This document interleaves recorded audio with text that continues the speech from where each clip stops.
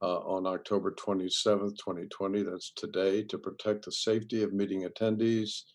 This meeting will be conducted through electronic communication means pursuant to and in compliance with City of Richmond Ordinance number 2020-093, adopted April 9, 2020, and this meeting will be recorded. Any other prior announcements that need to be, preliminary announcements that need to be made? Madam CEO, no, all right. So, board members, why don't you introduce yourselves? I'm Ben Campbell, Chair, and I'm looking at the Vice Chair to my right. Hi, Gary Armstrong, Chesterfield County. Ian? Ian Milliken, Chesterfield County Board of Directors. Danny? Danny Smith, Chesterfield County. George? George Braxton, City of Richmond. Eldridge? Eldridge Cole, City of Richmond. All right, and we have with us a full complement of the staff of GRTC, led by our CEO, Julie Tim. Thank you for being here. We have public comments first, and I think that's Carrie Rose Pace. Hi, Carrie. Hi, good morning. Mr. Chair, we did receive public comment. For the benefit of all attendees today, I will briefly explain how to participate in public comment at board meetings. Video and audio of board meetings are streamed live online and recorded for later viewing at GRTC's YouTube channel at youtube.com/user/RideGRTC. Board meeting notices, agendas, and packets are available at GRTC's website, ridegrtc.com, by clicking on Stats and Reports in the top navigation bar and selecting the first option in the drop-down menu, Board Reports. Citizens are welcome to provide their comments in writing in advance to carrie.rosepace@ridegrtc.com. The person responsible for receiving comments in writing is Carrie Rose Pace, myself, Director of Communications. All written comments received via email prior to 5 p.m. on the day preceding the meeting will be provided to all members of the board the night before the meeting and will be included in the minutes of the meeting.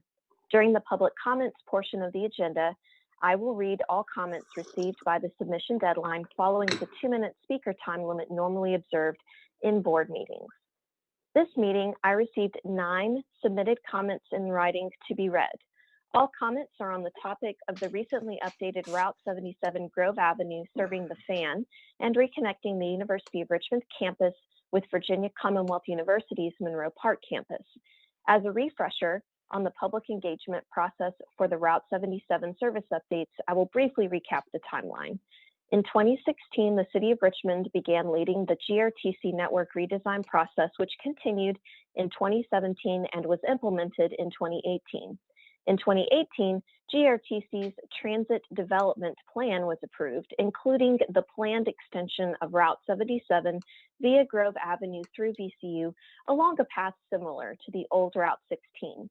The TDP targeted a 2020 implementation. Therefore, in February 2020, GRTC began the public engagement process for this planned service update. Meetings were held in February at the University of Richmond, St. Mary's Hospital, and the Richmond Main Library to present the proposal and gather feedback from stakeholders and the public. An online survey also gathered feedback about the proposed stop locations and route adjustments. 143 letters were mailed to addresses within range of proposed bus stop locations on March 3rd. After reviewing all feedback and consulting with the city, final plans were made for implementation in May. However, COVID delayed this implementation to September. Therefore, GRTC held another public meeting virtually on July 23rd to re-engage the public about Route 77 before it was implemented on September 13th. After implementation, GRTC received further feedback from both riders and residents near the Route 77.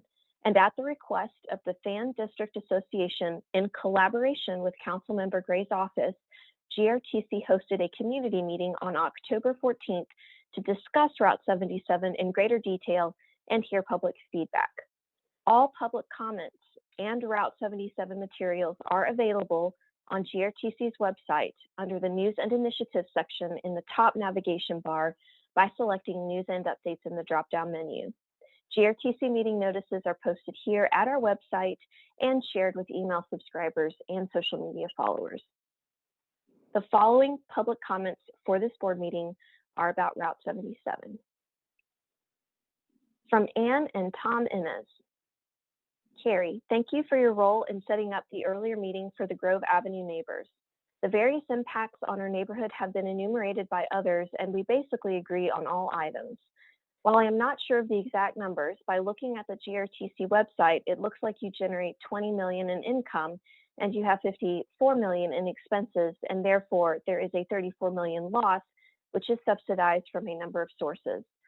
It appears that the city of Richmond contributes about $15 million into the pool, which if accurate amounts to over $60 per year per city resident. This lack of economic reality is the reason that there is no conventional logic determining the GRTC choice of routes. Marginal routes should be abandoned, like the old Grove Avenue 16, in favor of higher density routes. There has to be a better solution that services the greatest demand. In terms of the actual comments at the meeting, the most amazing justification was the need for the bus for the U of R students that work downtown. Thank you in advance for sharing their comments with your board. We urge them to revisit the need for Route 77 Grove Avenue and apply the resources where they are actually needed. Ann and Tom Innes, 1501 Grove Avenue. Next, from Chris Berry. Board of Directors, GRTC. Dear Board of Directors members, many of us in the Fan District have questions, concerns, and complaints about the recently added 77 Grove route, especially between Arthur Ashe Boulevard and Harrison. Note, this is a highly congested residential street with several daycare centers and almost no retail. This route is roughly the same as the old Route 16, which GRTC discontinued when the Pulse opened in 2018. We were told that this was due to lack of ridership, something many of us had observed and agreed with. So our first question that we have asked several times and has gone unanswered, what has changed? Where is the information that suggests demand has suddenly appeared? Note, observation by many indicates it hasn't, as the buses are often empty and seldom have more than 1 to 2 riders. It appears to be unneeded. If something suggests there is a change, then there are additional questions. Why are you utilizing the largest buses in the system when much smaller ones would seem to suffice? One driver suggested that they prefer the larger one and seniority dictates who drives and what buses they get. If true, this suggests the whole route structure is dictated by the union rather than by need. Could this possibly be true? Using smaller buses would reduce congestion as well as reduce the parking spots lost to the bus stops. The old Route 16 went west on Hanover and east on Grove, spreading out the congestion. Why was this not done with the new Route 77 Grove? This, coupled with smaller buses, eliminates the need for 2 massive buses to take up the road. What follow-up studies will be done? The limited analysis shared by your staff suggests we are spending almost $1 million of the limited funds provided by the City of Richmond on a route that has very limited ridership. Frankly, I suspect the city would get a better return on investment if it funded Uber, Lyft for the few riders we see. We feel that the need for the route is not demonstrated, that the size of the buses used is unjustified and expensive, and that the planning failed to take into account the needs, wants of Fan residents.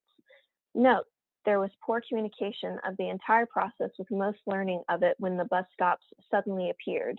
We request that you review this and either correct what appears to be a mistake or provide satisfactory answers to the above questions. Thanks for your attention and consideration. Sincerely, R. Christberry. From Michael O'Connor. Carrie, please make this a formal comment to your board. Thanks. Thank you and your colleagues again for hosting a meeting of the fan residents affected by parts of the new Route 77. I understand this kind of pushback is challenging. As you have likely gathered from some of the responses you have received, the meeting was less than well received by many residents for a number of reasons. The most important of these was the lack of a path forward to address the concerns raised. I would like to make a couple of observations and suggestions. My wife and I support improving public transit in Richmond and the surrounding suburbs. We have each lived in much larger cities with robust public transit that we used and relied on.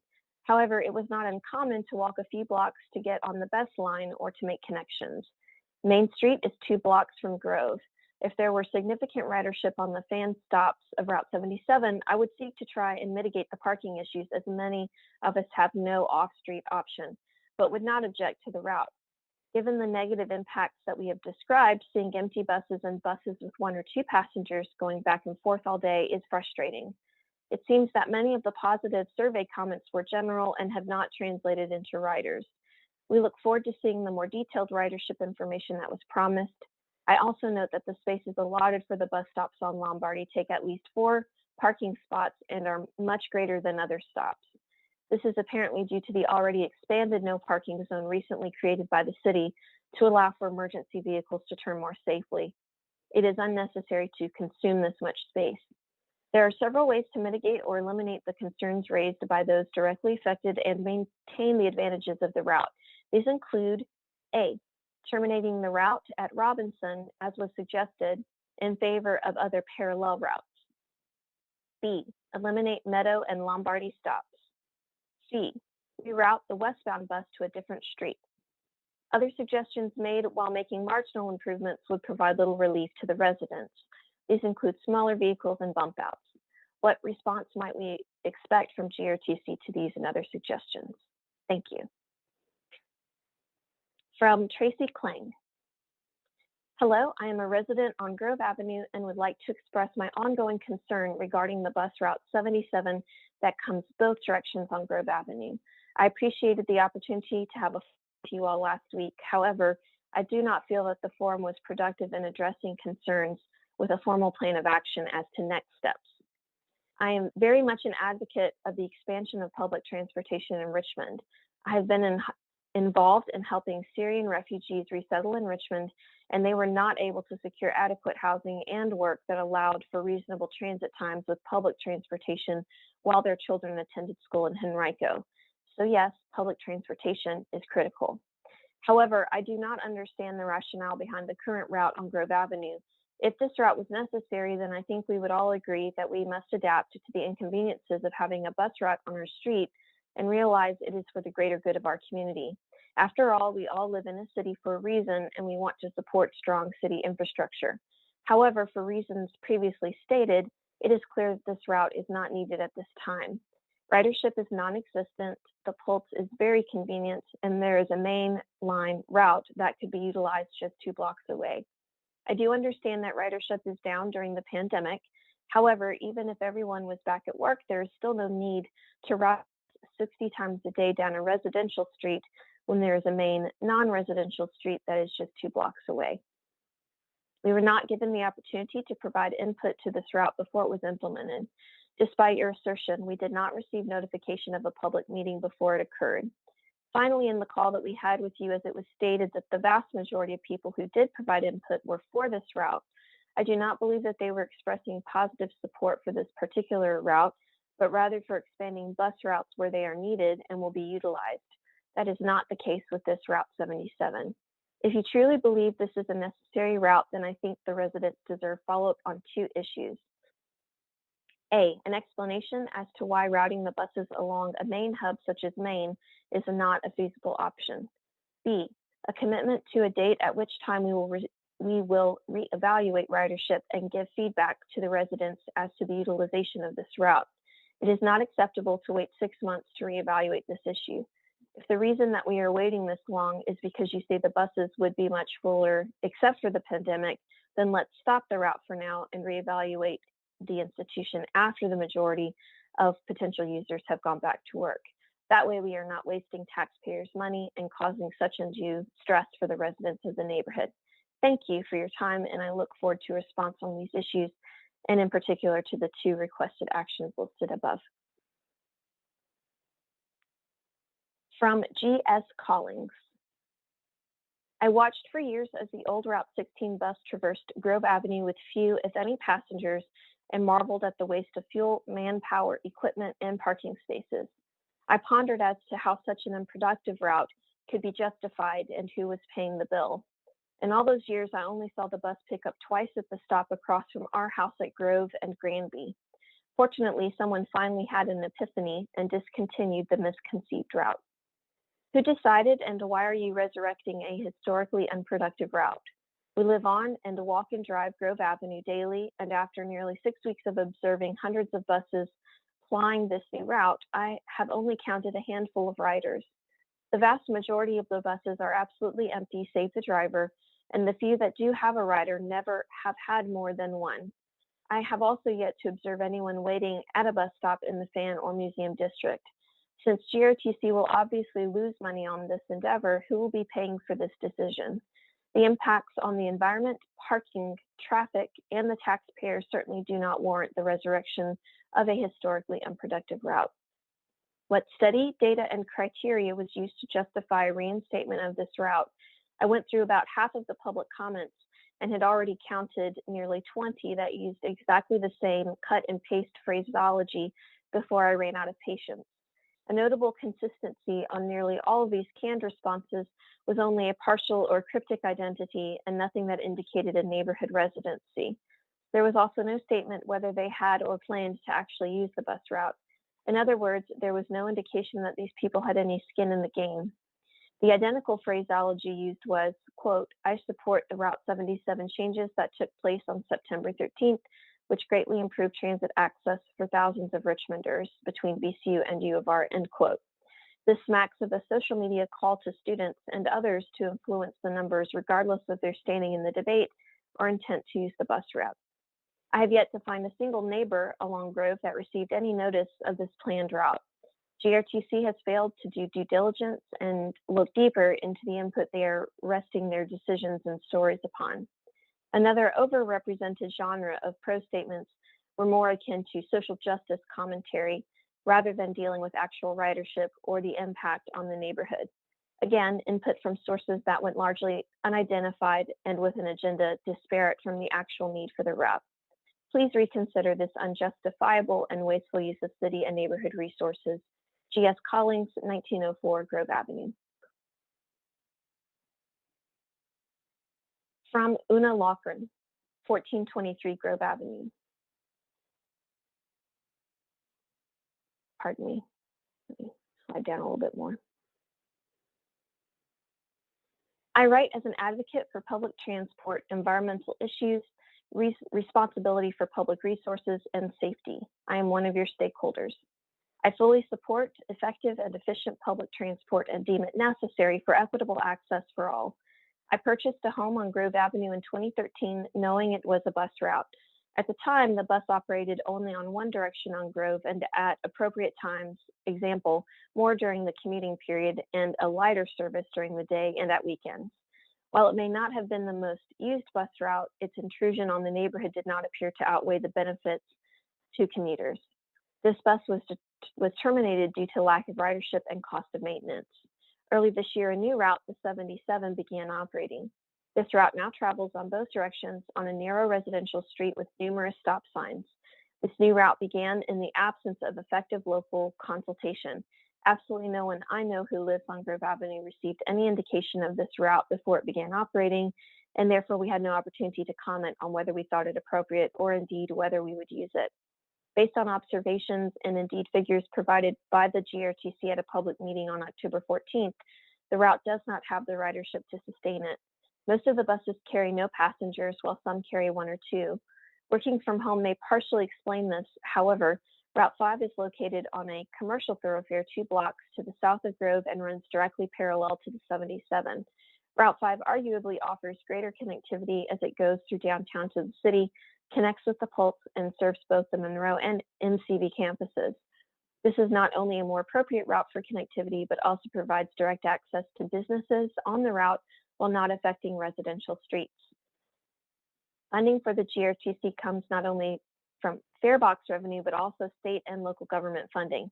I recognize that all routes cannot be self-sustaining, but I also believe that the board of the GRTC needs to be reasonable custodians and spenders of our taxes and aware of environmental impacts and equitable access for all. Looking at the GRTC route map, this part of the city, i.e. the Fan, appears to have far greater access to public transport than, for example, East Highland Park, the Creighton Road area, or Montrose. This makes me question the board's approach to equitable access to public transport. The current rate of occupancy on your buses makes no financial or environmental sense. The noise pollution, increase in traffic, and amount of CO2 produced does not balance against the ridership that you have.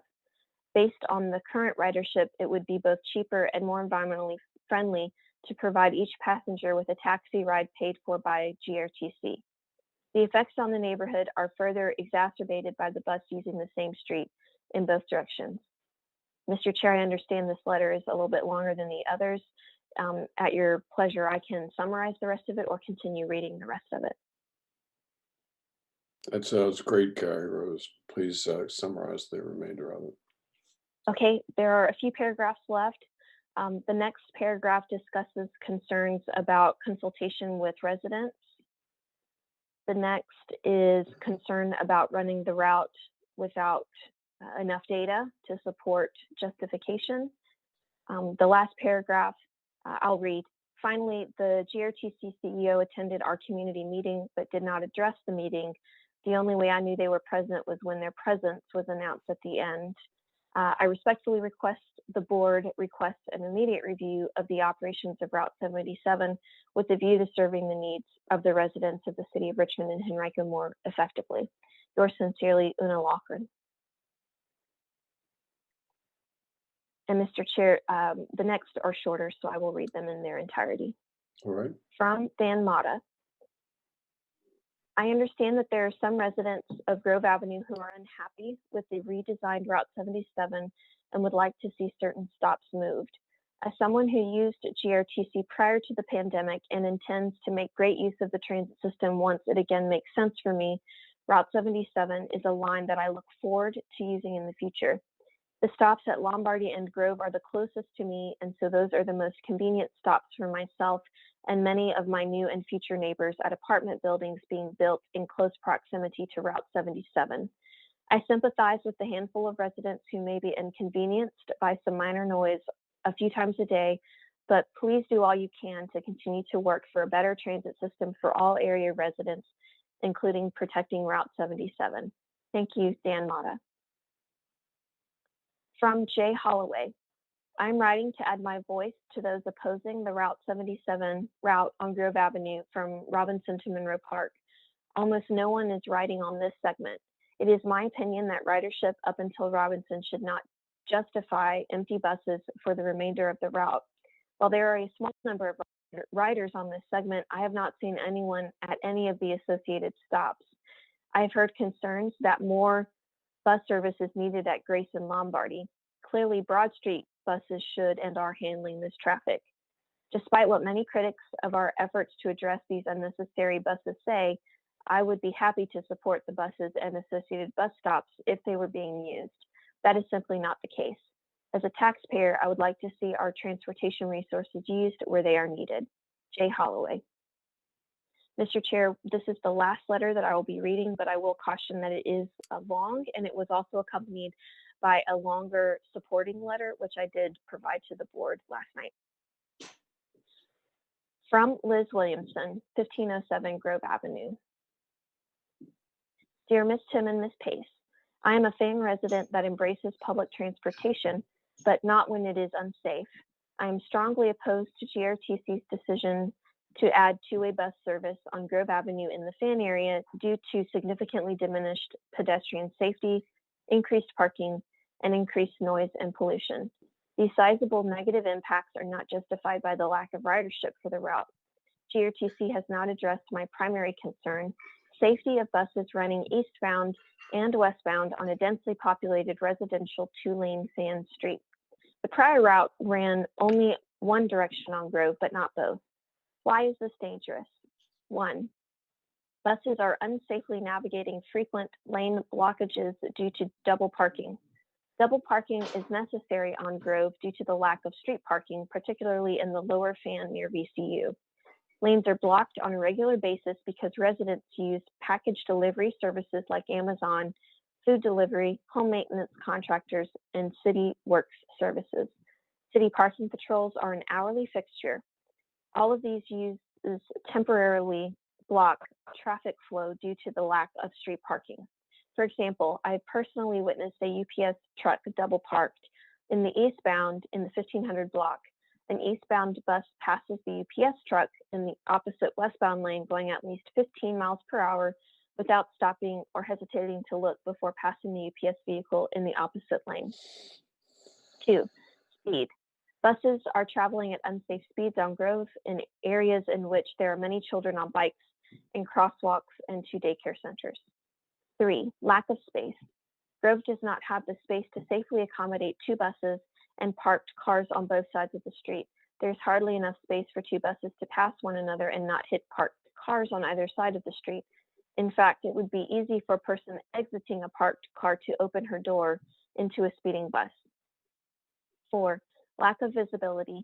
Extending service on this route until 10 p.m. in 2022 is extremely problematic. After dark, there is less visibility for crossing pedestrians and buses. Many parts of Grove are not well lit. GRTC responded recently to safety concerns by providing traffic volume data.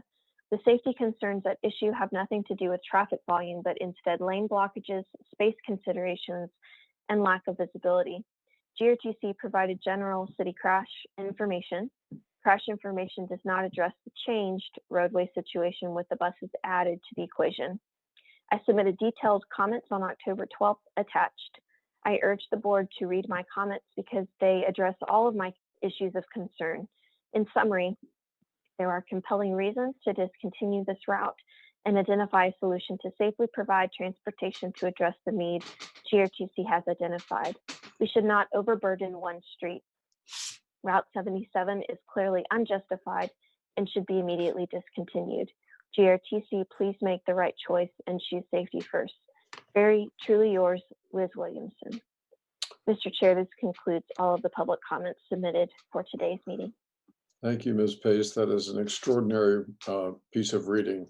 I appreciate your work. Ms. Tim, would you like to comment briefly on where we are on this? Certainly, Mr. Chairman.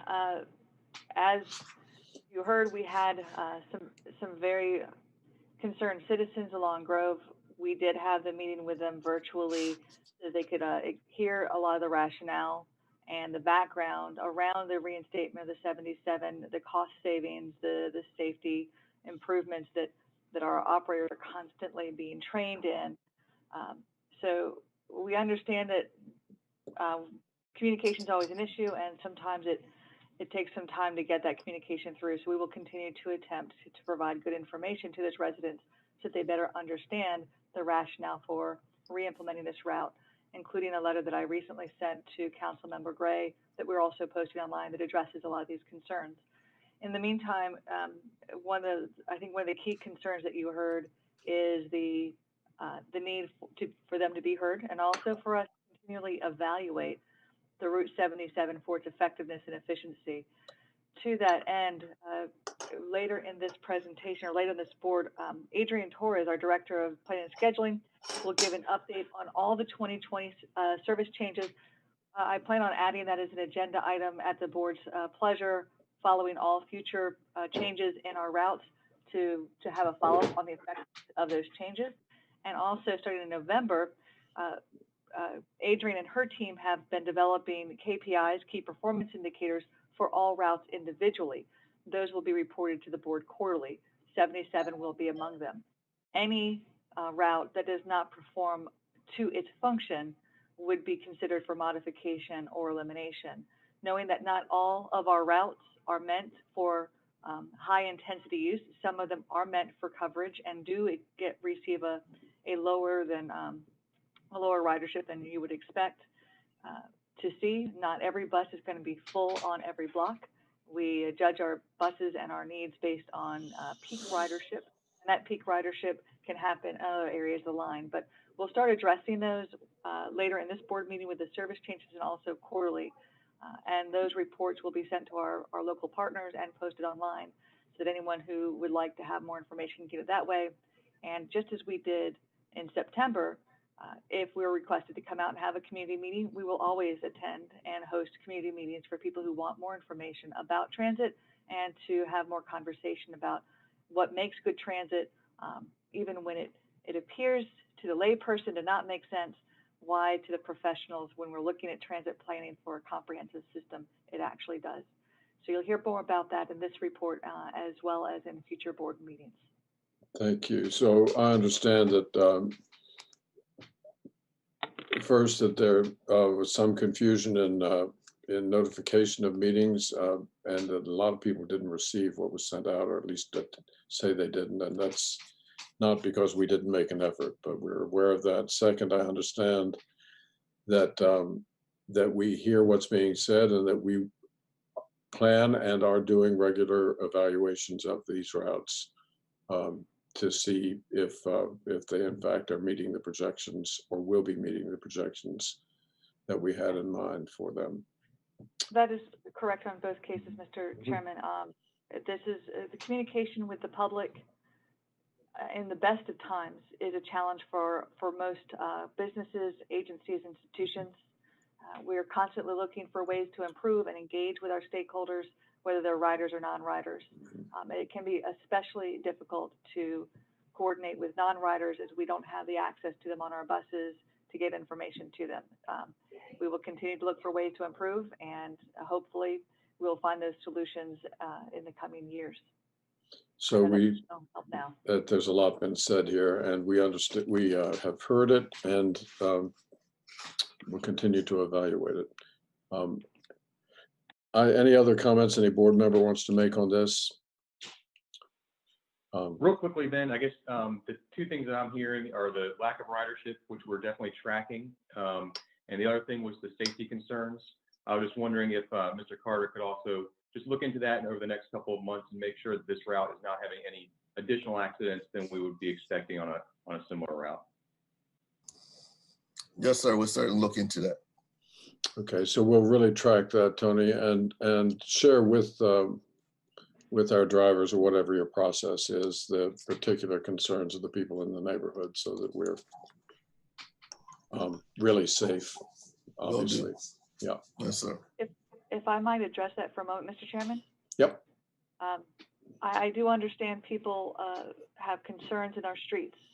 I too am an advocate for a shared use environment in our streets where I know that some traffic engineers hate to hear this. I believe that our children should be safe to play on our streets, and cars, delivery vehicles and buses should be a secondary consideration to pedestrians that are on the sidewalks, the residents, the businesses, even our riders when they get off the bus.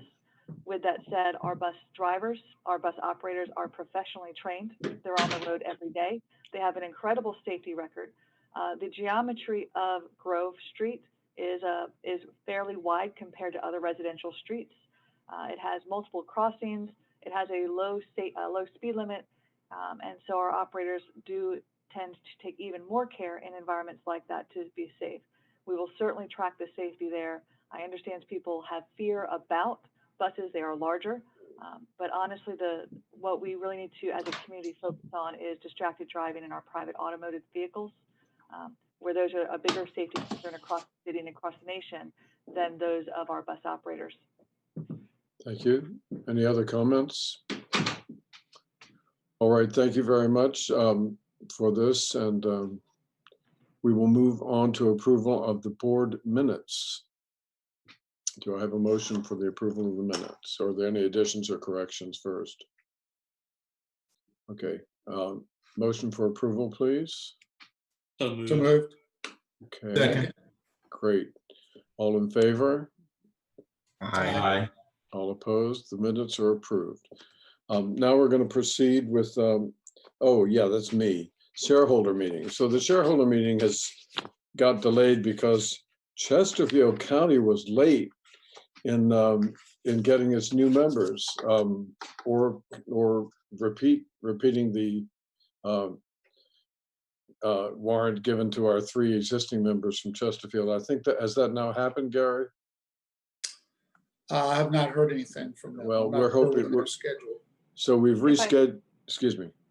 If I may, Mr. Yep. Chairman, I believe that that meeting is scheduled for any time now. There, unfortunately, with COVID and with the electronic communications, they did have a little bit more trouble getting on the agenda and getting through. So and, it wasn't due to the difficulty of the 3 people that have been appointed by Chesterfield.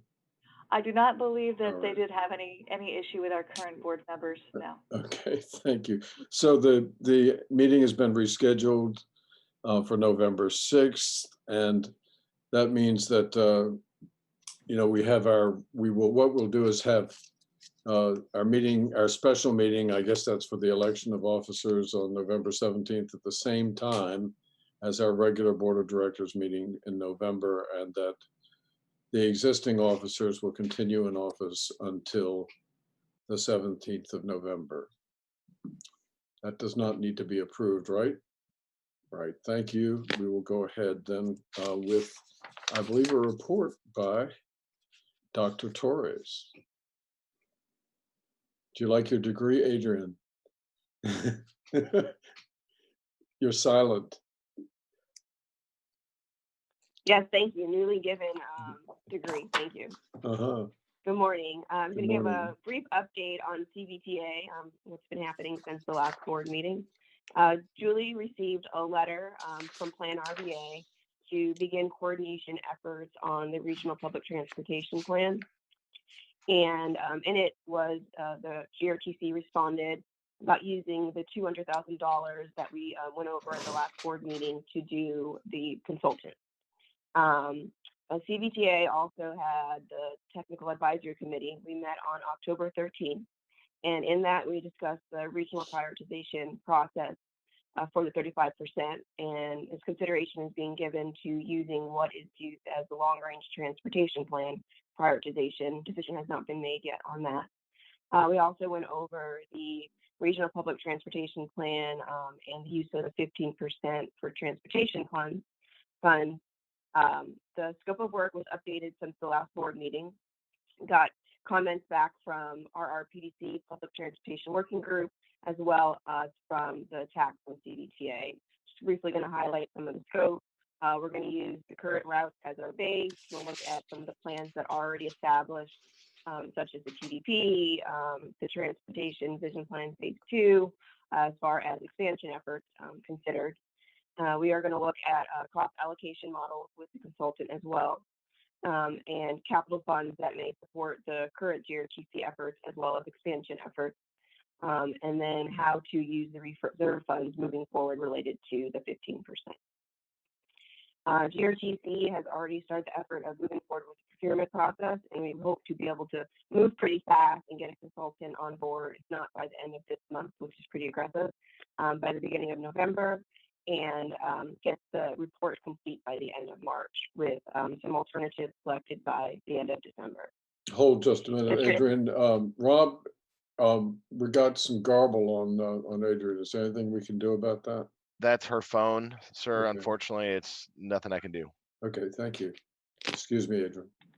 If I may, Adrian, if you can slow down a little bit, that might help to give some breaks so we can catch up, because the garble is a little bit difficult. Thank you, ma'am. I will slow down. Let's see if I can.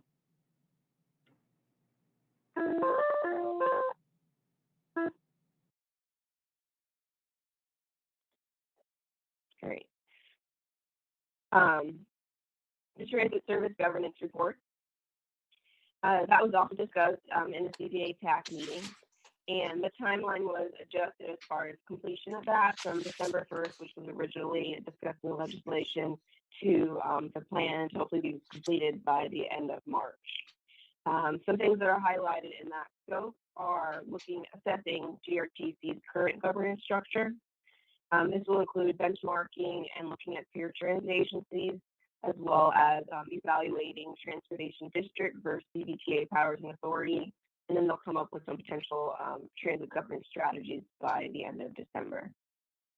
The Finance Committee also met. They met. Hold on, Adrian. That's the one that I want to make sure people hear. That's a study of the structure of GRTC, and ultimately a study of how Richmond Region is to go forward in terms of governance of its transportation operation, and affects this board directly. So have we put out the RFP for the consultant yet, Adrian? That one is being led by Plan RVA, and we're part of the committee, but I don't think they've put it out yet. Okay, would you please let us know as soon as that happens? I think board members have an interest in being able to at least communicate with whoever does the study. Yes, definitely. I believe my understanding is that they do plan on, in that first assessment of GRTC's governance structure, work with GRTC on that. But I'll get more information and have Janice can send it out. Okay, thank you.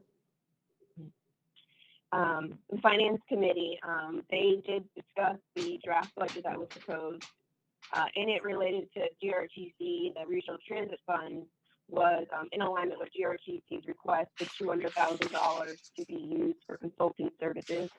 And they also have out of the 15% discussion about the $50,000 for the transit government study. And that has still not been, it's still in draft form. The next meeting for all the committees, TAC is November. CBTA Finance, I did not update these. And then the bigger committee actually is October 30th for CBTA members. So if any of you want to see the CVTA in action, that is the main board, it's on the 30th, which is this week, correct? That's Friday, isn't it? Yeah. Right. That is all I have for CBTA. Okay. Thank you for that. Any questions for Adrian on this? This is, big stuff. It's all happening, and the two major committees, Finance and TAC, are available online if you want to see them, as is the CVTA. And Adrian and Julie are really staying on top of it.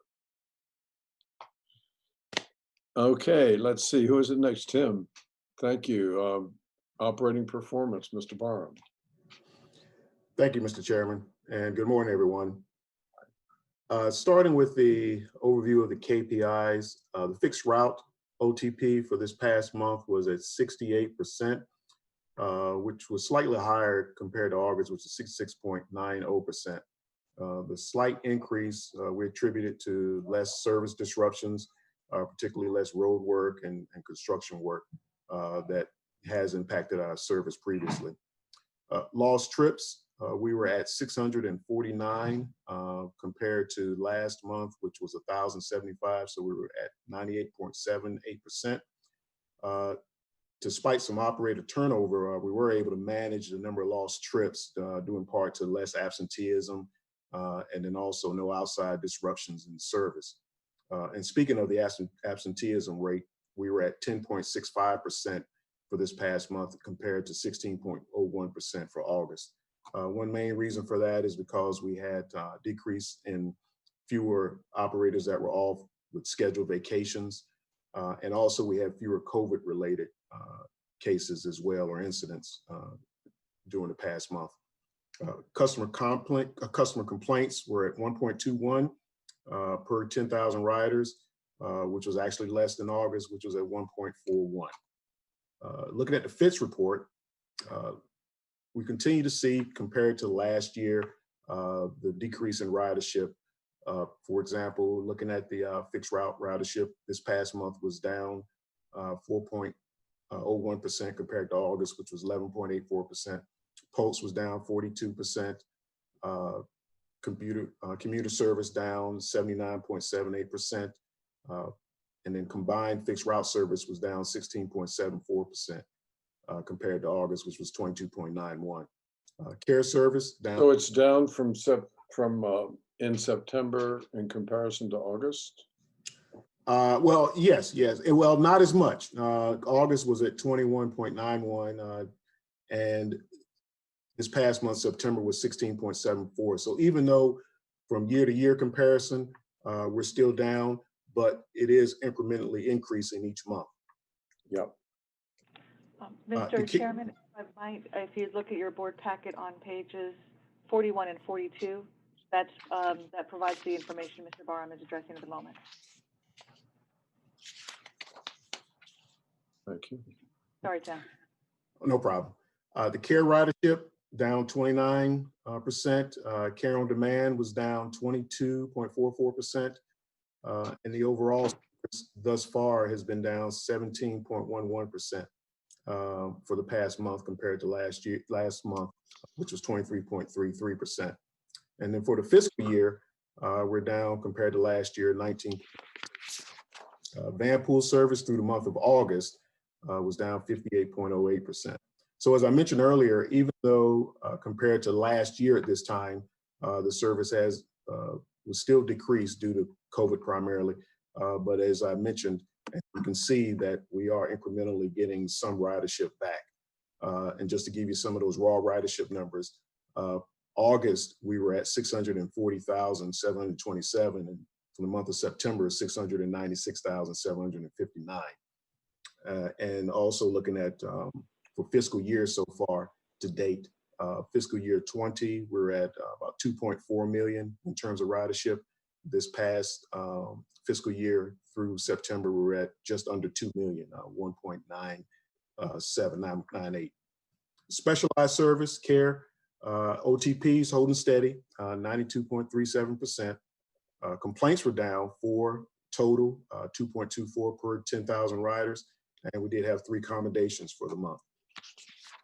Other items that occurred this past month. Earlier this year, the city of Richmond moved the registrar's office from their location at City Hall to out on Laburnum Avenue. However, the location wasn't accessible to any of our routes. So we reached an agreement with the city, free voter shuttle service, which started on September the 23rd. We have 2 of our caravans pick up passengers, started Monday through Friday, once an hour from 7:45 a.m. to 5:15 p.m. And those 2 locations were at City Hall at 9th and Marshall, and over at the Science Museum at Broad and Robinson. We also added Saturday service as well, starting from this past Saturday and also the 31st as well. And that service on Saturday will be from 8:45 p.m. to 5:15 p.m. Staffing, we're currently at 274 full-time operators, 18 part-time. Remember, our budgeted numbers are 290 and 16. We had 4 operators complete training and go into revenue service on the 16th of this month. We had 4 operators start yesterday, and their training will be ongoing for the next 8-9 weeks or so. Still actively recruiting for the next class. You've probably seen some of the commercials that were running this past month, and we hope to get another class started sometime shortly after Thanksgiving. We also had 3 new supervisors start this past month as well, and we're still recruiting for 2 other additional supervisors as replacements for those who recently have left the company. On the maintenance side, also recruitment is ongoing as well to fill 1 general utility position, 3 mechanics, and 1 bus cleaner position. And I want to conclude on a more somber note. I gave you an update last month on the status of Operator John Thrower. Unfortunately, he did pass on September 23rd due to complications of COVID-19. He was a dedicated employee, worked very hard up till he was no longer able to work. He cared deeply for his family, friends, co-workers, GRTC, as well as the customers that he served. And his loss has been felt significantly to us, and he will be missed, and our thoughts and prayers continue to go out to his family. That concludes the operations report. So thank you, Tim. Let's stop here for a few seconds for in memory and honor of Mr. Thrower, prayers for his family, and for all of his colleagues who loved him and who are obviously have to be affected by his death.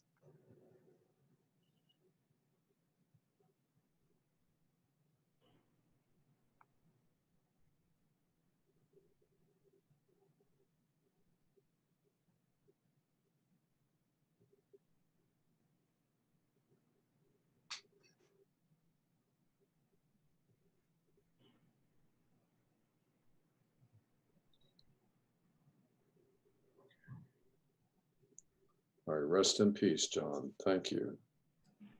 And thanks for your report. Are there any questions for Mr. Barr? Yes.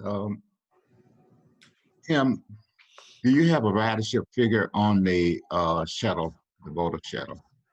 I don't have exact numbers in front of me, but I do know that over the first couple of weeks, we were averaging around 10, 15 riders a day. This week, we've dropped down a little bit into the single digits, probably somewhere around 5, 8 passengers per day. So a little bit of ridership. And like I said, it had dropped off last. I suspect it may pick up this week because this is the last week that people can take advantage of it. What are those hours? Like 7:45 to 5:45 during the week. And there's some Saturday hours as well. Things like 8:45 to 5:15. Thank you. If I may, Mr. Coles, those hours that we're running operate are corresponding specifically to when the registrar's office is open. Correct. Just prior to and just after, so we can buffer that. And I believe that Adrian and Carrie sent some numbers around. They can correct me, but I believe to date, as of a few days ago, we had transported 220 people. Yes, that sounds right. Yeah, about 220. Thank you. Well, that's 220 voters, and that's important. I don't think the office was chosen with attention to its access to public transit, and it's essential that everybody have access. So I'm glad the city went into this, and GRTC properly responded to it. Mr. Chairman, yes, if I might have a 2 minutes for a soapbox, just to reiterate that I know that the city did coordinate with us and did think about transit and access to transit. I think that the failure is not necessarily on the city or on GRTC, but more on our thought processes around transit as a region. And sometimes people expect that transit can do more and access more than it is able to without being professionals in the industry. Sometimes they don't realize the limitations of our fleet and the size of our vehicles. So we need to work more with our team. And I've seen over the past year how the city of Richmond and the counties of Henrico and Chesterfield, along with our team, have been working more collaboratively to be able to address these issues before they become a problem. Unfortunately, this one did catch us a little off guard. Yeah, I mean, there was some suspicion that somehow the Laburnum bus, which is run by Henrico County or paid for by them, could deviate to hit this particular Laburnum voting station, and that really was never possible. So anyway, I'm glad we got it fixed. I'm glad 220 people have been able to vote, and we'll hope that and pray that a number more can do so in the next 8 days. Thank you very much for doing that work, GRTC. So what's next here? We got action items. Tim, no service changes. Hi, Adrian. Here we are again. Ms. Torres, Dr. Torres, yes. I'm sorry, Mr. Chairman, if I might, the next one would be Tony Carter with safety performance. Oh, hi, Tony. Don't leave that out. Good morning, everyone. Safety report for the month of September. Starting off, we did have a decrease in number of accidents. From the month of August, we had 44, I'm sorry. In the month of September, we had 30. Biggest number that attributed the difference was the actual accidents that we had with non-GRTC vehicles, whether it be preventable or non-preventable. It was just a reduction in collisions with other vehicles. Still accidents with fixed objects. We did have some passenger accidents, but overall the numbers did decrease from the month of August to September. Miles between total accidents in August was 10,943. The miles driven in September between accidents was 12,065. Miles between preventable accidents driven in August, 26,141. Miles between preventable accidents driven in September were 33,610. For preventable accidents in August, we had 18. In September, we had 14. And in non-preventable accidents, in August, we had 25, and in September, we had 22. So overall, we did have a decrease in the numbers. The training staff continues to do field work, getting out and reviewing things with the actual operators. Also, this past week, we were able to launch our driver safety video as well as our de-escalation video. And this is an opportunity for us to give the operators different tools on reminding them on different safety techniques that they learned and picked up in training, as well as opportunity for them to de-escalate situations. Early on in the month, Tim and myself, we did have a few conversations over concerns that some of the operators had with certain situations that came up. People were upset because they had to wear masks, and people were upset because they had to do certain things on the bus. And it turned into somewhat of a verbal conflict.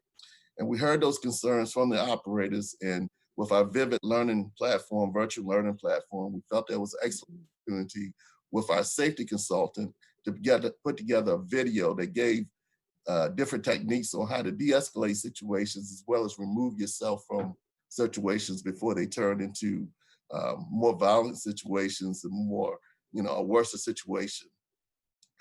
Feedback we're getting back so far has been great.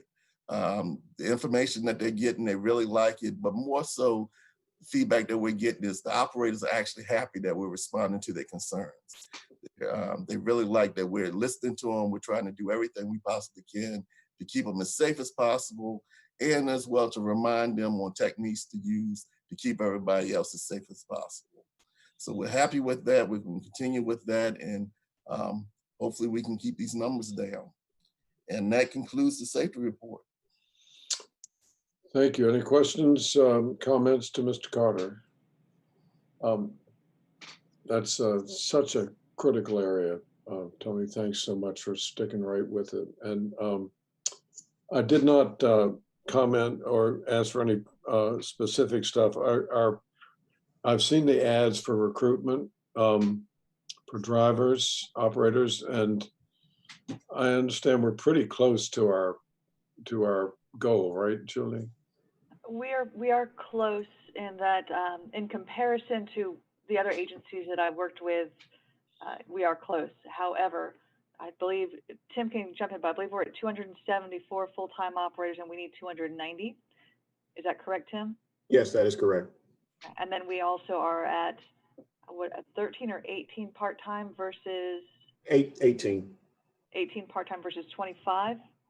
24, I think, yeah. 24. So we are still short. And that means that when we have vacations, we have holidays, and we have the quarantine, we are still sometimes struggling to get trips out. That's the missed trip. But that is actually, I hate to say that's good, but compared to other agencies, that is very good. It's still concerning that we continue to miss trips, and we're evaluating what we have to do with our service planning to be able to account for not hitting our goals. Okay, good. The ads are really good spirited and encouraging. So thank you for that. Any members of the public who are watching this board meeting, if you'd like to apply, I'm sure that we would really be glad to consider your application. Sure. All right. Now, is this Adrian service changes 2020? Yeah, can you guys hear me now? Is that better? Yep. Okay, great. Yes, I'm going to provide an update. We did some alignment changes and some frequency changes in September. So I want to go over how those are doing, as well as just give you guys an update on the 111. So over the 111 first, we did actually complete the second quarter of the 111. So quarter over quarter, average weekday for the first quarter was 101, and average for a Saturday was 96. For the second quarter ending now, we jumped 32%, an average of 148 people on a weekday, and 125 on a Saturday. So that increase was 23%. And what was our pilot? What was our projected? The projected was 140 for a weekday and 70 for a Saturday. Wow. Yeah. And for the month of October so far, the average is looking like 149 for weekday and actually 153 for Saturday. Jeez. So Saturday seems to have passed up the weekday. Terrific. Yeah. the 111 is doing well and continues to increase. So hopefully that trend continues.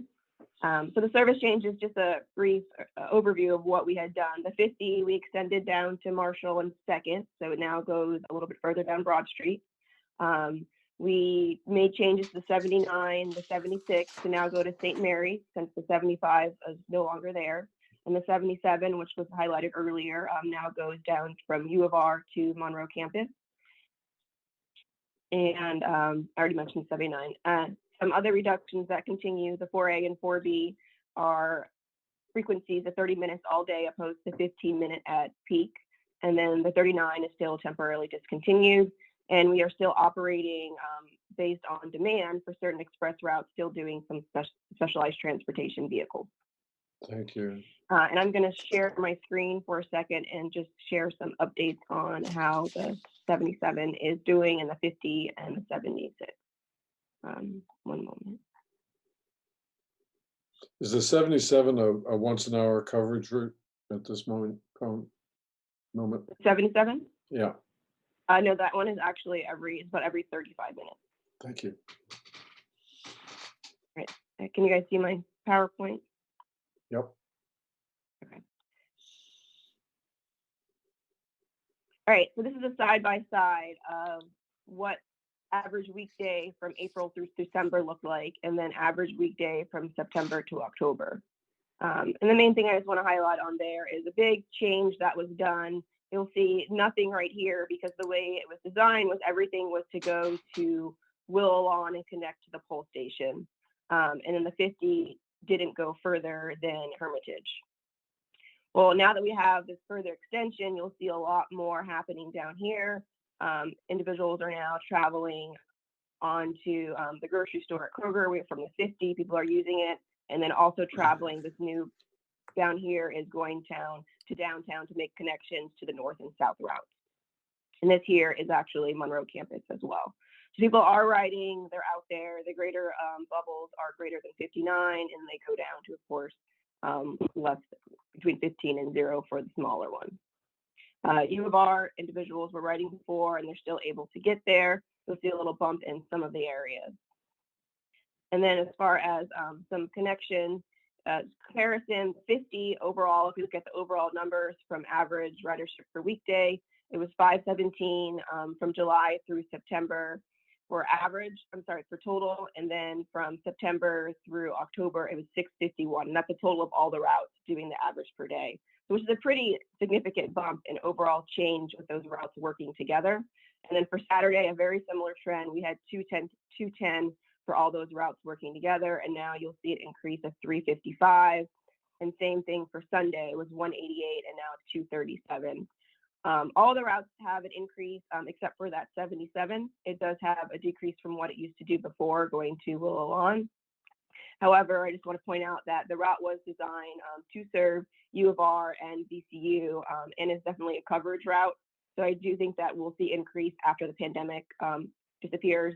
When VCU and U of R stop being virtual, we should see some more ridership with that. Any questions related to performance?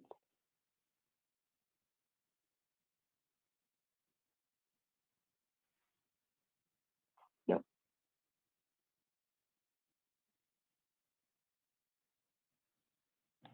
Mr. Campbell, you are on mute. All right, thanks, Adrian. And looks like we have our next item is a paratransit contract from Mr. Barham. Yes, good morning again, everyone.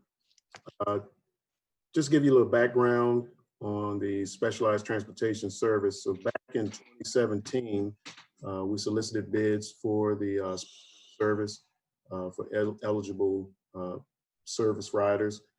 First Transit was the highest rated proposal, and we agreed on a 3-year base contract with them and 4 one-year options.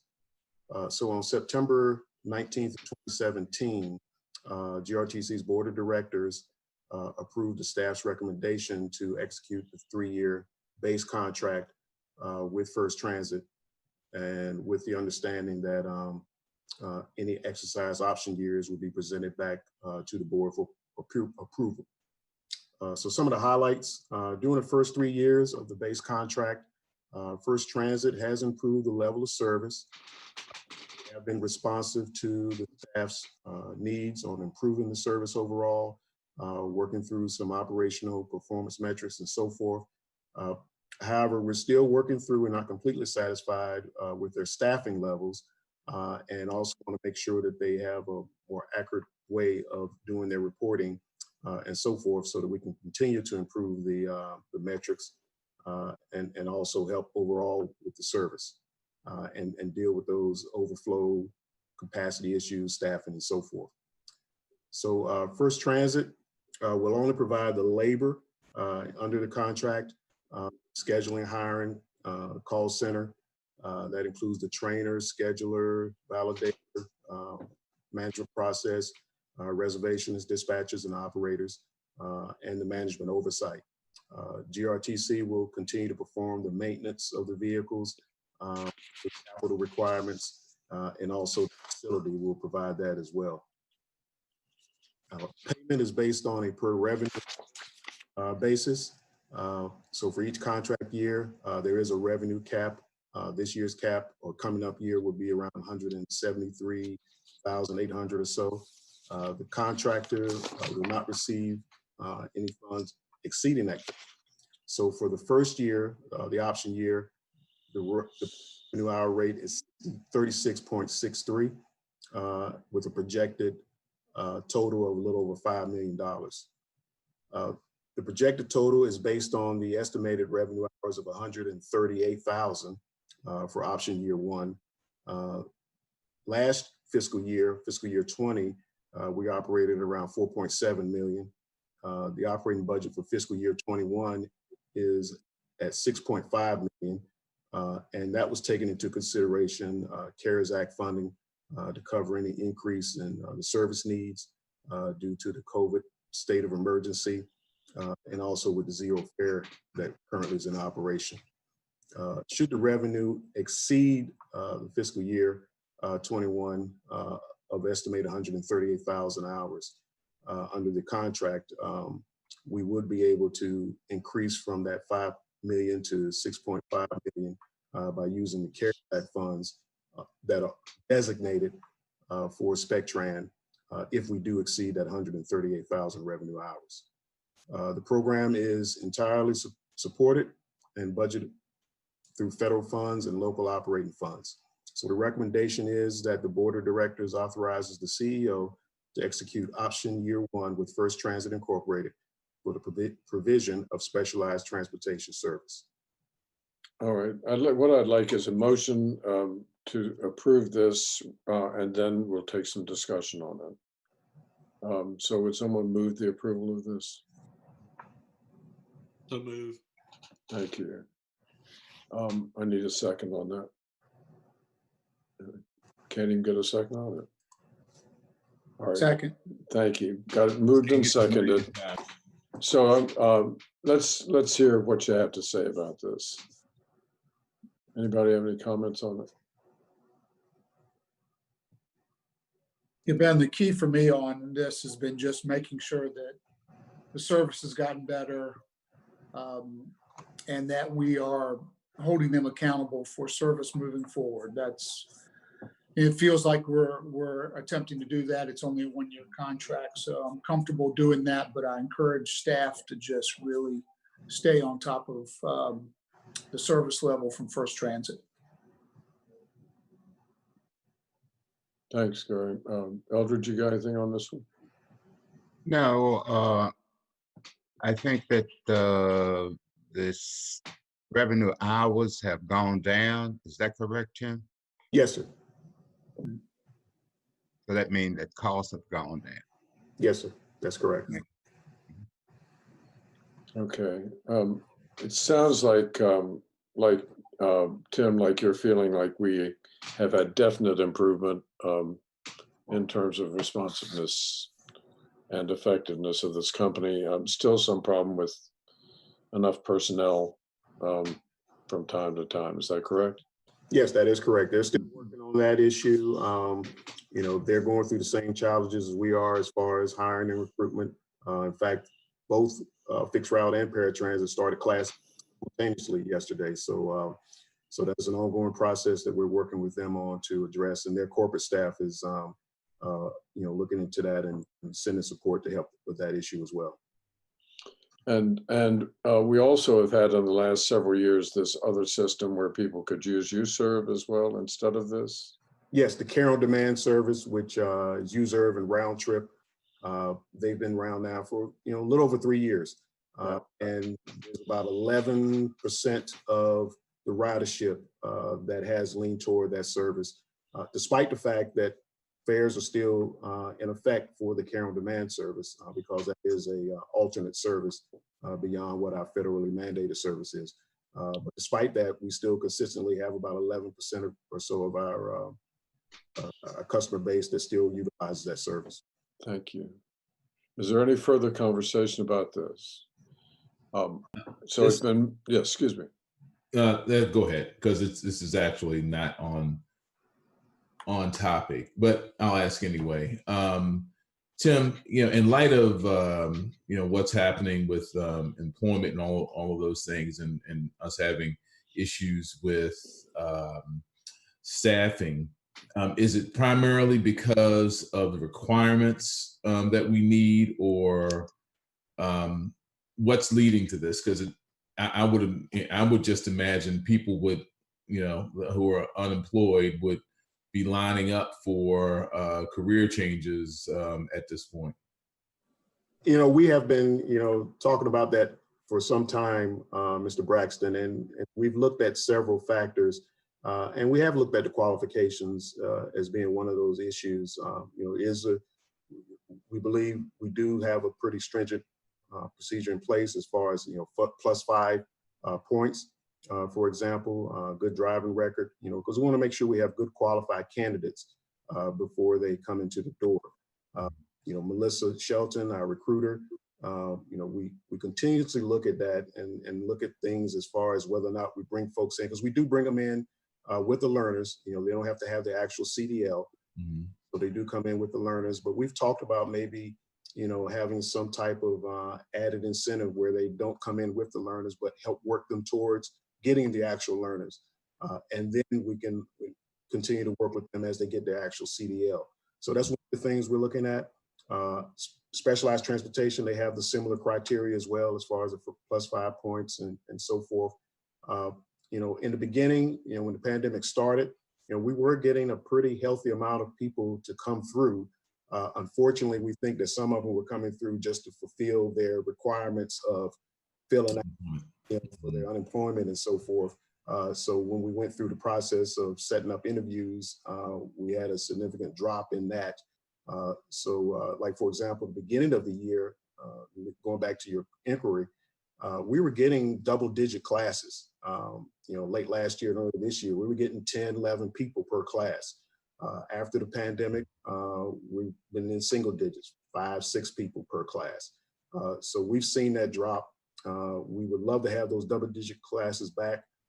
This is the time of year where recruitment is challenging because it's getting around holiday time. People are less likely to change jobs as they get towards Christmas and Thanksgiving and so forth. So consistently, we see this as a downward turn in terms of recruitment. But we hope that the advertising, which came at the right time, will help with offset that. And then as we move back into first of next year, hopefully we'll start to see a bump of the, you know, in that area in terms of recruitment. And I'm going to keep with in the direction of, oh, I'm sorry. Jill, go ahead. I apologize. I was going to say, if I may, we, like Tim said, we did see the double digits. We in January, February, we were projecting that we would be turning people away. We had enough applicants. With COVID hitting, I'm thrilled that our government was able to support so many people with unemployment benefits and those heightened unemployment benefits for so long. But as Tim said, we do believe that made an impact where people were applying for the job, but were not actually coming through, preferring to stay home and collect the unemployment, rather than to come into work and face some of the unknowns of the working environment. And that's where our class sizes did drop from, 10, 11 people down to 4. We hope that we see that turnaround and that we can provide a reasonable assurance that this is a great place to work. I think you'll see those ads later today. Mhm. Well, I was going to say something about the ads, but we'll see them later. Okay, thanks. I hope so. Yes, sir. Okay. Any further discussion on this? It's been moved and seconded that we extend the existing contract for option year 1 for the specialized transportation. All in favor, say aye. Aye. Aye. Aye. That's 3. Aye. Thank you. 4. Okay. All opposed. All right, it's passed. Thank you very much for that presentation, Mr. Barham. So we now move to the financial report. Yes, sir. Over my screen here. So for the financial report for this month, the first update is that I will provide the report this month, an update that Barry Henry, our Chief of Finance, did resign to pursue other endeavors and advances in his career. We wish him very well as he moves on. He will be missed here. I know that he had many friends, but we're very happy for him that he's able to again progress his career. We do have a job announcement that's on the street currently. We're starting interviews very soon. We've received several highly qualified applicant resumes. However, we will continue to keep the resumes or continue to accept resumes until the position is filled. We hope to fill it very quickly, but we want to make sure that the person that is the most qualified applicant who receives it not only has that strong financial background, as well as the values and the personality that reflects the corporate culture here at GRTC, the family-based environment. Whether or not that person has transit experience, while it would be nice to have it, there are plenty of transit CFOs who come to the job without it, so it is not a prerequisite.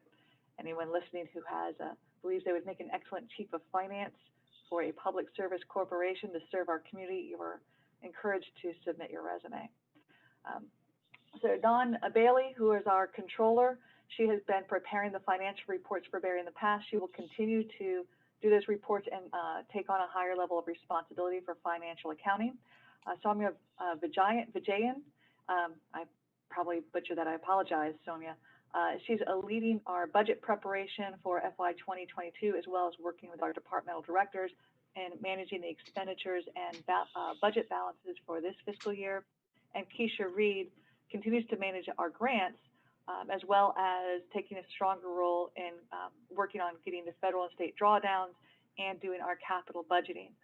You've seen Keisha in the past give presentations. You'll likely see Soumya and Dawn also give presentations in the future, as the 3 of them really take on a shared responsibility until we hire a new CFO. They are eyeballs deep right now. They're focused onto the year-end audit for GRTC, as well as NTD reporting, which is due this season. And so with all those changes, I will be stepping in to give this financial report this month. So if you would turn your attention to pages 50 through 53 of the board packet. I have specifically on page 50, that's the summary that you're used to from Barry. Under that, really focusing on the expenses, when you look at the summary of our monthly progress to budget for July and for August, while we ended August around $50,000 unfavorable to budget, you'll see that in the bottom of that column, the parentheses around 51 shows that that's the unfavorable. We are still approximately $850,000 favorable to budget for the year to date, and this is due to the favorable budget, nearly $900,000 favorable to budget status that we have in July. If you turn to page 51 of the report, and I think what I'll do is, for the folks who are maybe watching on YouTube, I think I'll share my screen so they can see exactly what we're talking about as we're discussing it. So just a moment while I pull that up and make sure that that can be seen. This is page 51 of our budget. Okay. So on page 51, now let me pull that over here. Okay. Thank you for bearing with me while I get these up for our viewers at home. So looking at the details a bit further on page 51, as reported last month, the favorable budget was and continues to be a combination of very slow expenditures across most of the departments. We believe this is due to the COVID slowdowns, that everything is just moving a little bit more slowly and expenditures are happening overall a little bit more slowly. And you'll see that specifically towards the bottom of the page under the operating expenses category, where nearly everything is marked with this F, which means favorable to budget. Let's see, the most significant change that you'll see under these favorable is the purchase of service Spectran van pool, which again, if you can see my cursor is right along here, this area. We are running favorable to budget there. That's our CARES or paratransit service that is operated under First Transit contract. The item was budgeted with an expectation that as the economy reopened, as Tim mentioned, GRTC maintained zero fares, that the paratransit would rebound significantly on the service. This has not happened. If it's going to happen, it might still. So with that, we put the extra $1.5 million from the CARES Act budget into this item. We are currently running $540 favorable to budget year to date, and that's reflection one, that we have not seen that increase of use, and that we also are still seeing a depressed use while we continue on in COVID. So that's the reason why that is so favorable. Offsetting that favorable to budget, if you look a little bit higher on that sheet under equipment and facility maintenance, it's this line here. That's unfavorable to budget. If you look at those numbers, they are running unfavorable to budget at nearly $425,000 year to date. That's this column right here, the 425 unfavorable year to date. However, if you turn to page 52 of your budget, this one is very hard to see. So you'll need your magnifying glass to really look at these numbers. But the very top column is your equipment and facility maintenance detailed line item. And while we are running unfavorable to budget for equipment and maintenance total, the notable item is this bottom line, CARES Act expenses. That one is running a very significantly unfavorable to budget at $680,000. The reason for that unfavorable to budget is the way we loaded our budgets into the system. The story is that while we budgeted items in specific categories in maintenance and throughout, we're actually tracking them. I apologize, scrolling. We're actually tracking that those expenses in this item in our budget. So it makes it appear that we're unfavorable here and then favorable in other places. It makes it a little bit of a disconnect. So we're watching that very closely, where our expenses are, so that we can make sure that we document our CARES expenses, and that we're able to draw it down, and that overall in total, the budget is staying balanced, even though we're seeing that unfavorable in that category. So Julie, that's cleaning and things like that? Is that what that's? Yes, sir. Okay. It's the cleaning of the buses, the driver's shield, the shields that are Right. happening around the facility, the hand sanitizers, all of those expenses are being captured in that area. Yes, sir.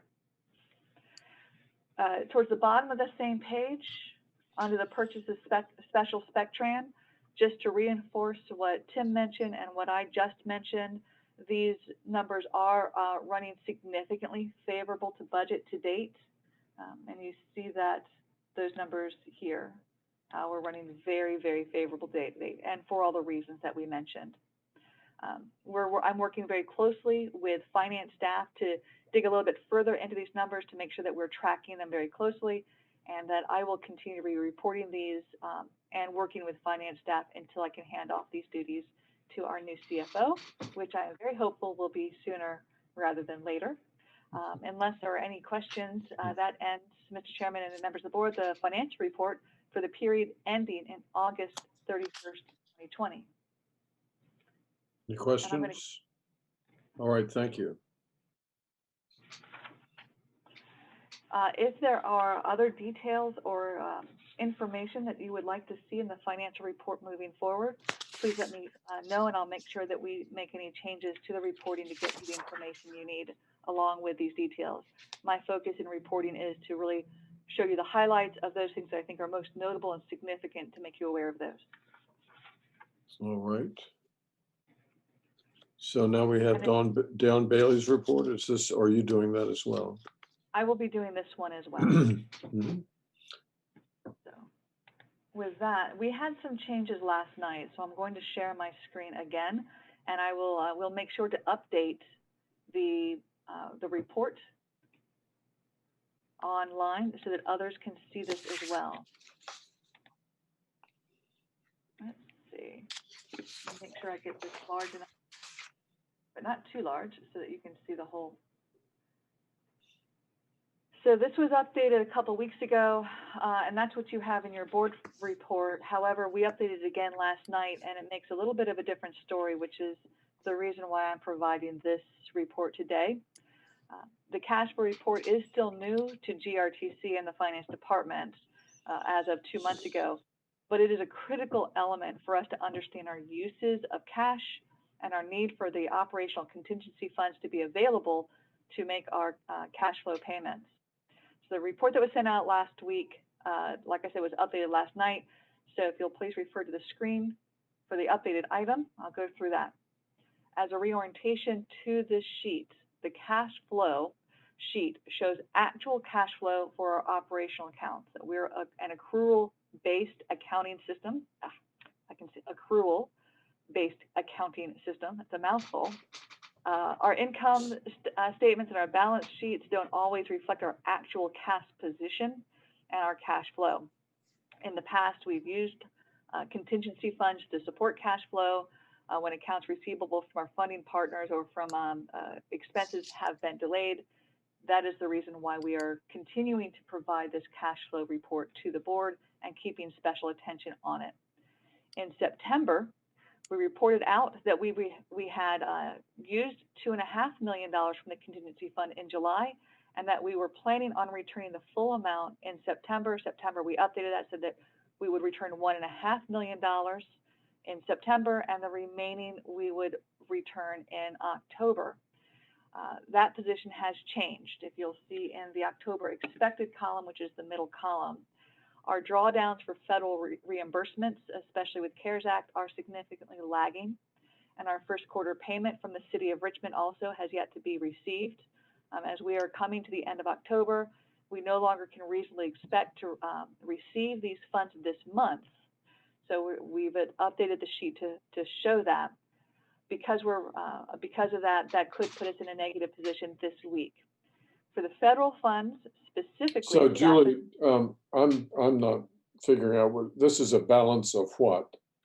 Our actual cash position. Where is what we're having to pull out of reserves? The reserve balance is right here, is what I'll show in just a minute. The September is when we pulled it out. It's no longer the sheet since it's passed. Okay, I see. Thank you. This item here is where we're putting it back in. Right. And okay. This amount is where we're taking it out. Thank you. Okay, you're welcome. So I'm working very closely with the financial staff. We're going to have a meeting next week to go over the federal drawdowns. Part of the delays for this month of not getting those drawdowns into FTA in a timely fashion, I believe really are focused on the transition of our leadership team with Barry leaving. They've been very focused on making sure they've covered all the responsibilities of his and learning what they need to do to keep us running until we get a new CFO. They've also been very focused on the FY 2020 financial audit, and they've also been preparing our baseline operational budget for FY 2022, tracking expenditures, and preparing for our NTD reporting deadline. So we're about a couple weeks behind in those drawdowns. We will correct that when we get early into November. Also, you'll note that I mentioned that the Richmond first quarter payments have been delayed. You might also recall that we were working with all of our partners on signed service contracts that were delayed as we went into this fiscal year. That's particularly true of all of them, but usually with the city of Richmond, They advance pay for the quarter, which helps our cash flow. When we didn't have the contract in place, that delayed them from being able to provide us that first quarter. We now have that contract signed, and we expect to get that payment from them soon, but unfortunately not in enough time to meet our cash flow needs for October.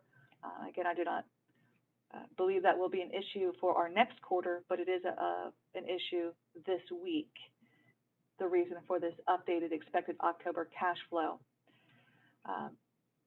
So in the meantime, in order to make sure that we are able to meet the needs of our expenses this coming week, which include the medical payment, the third item from the top, the medical payment for the month is due this week, as well as a third,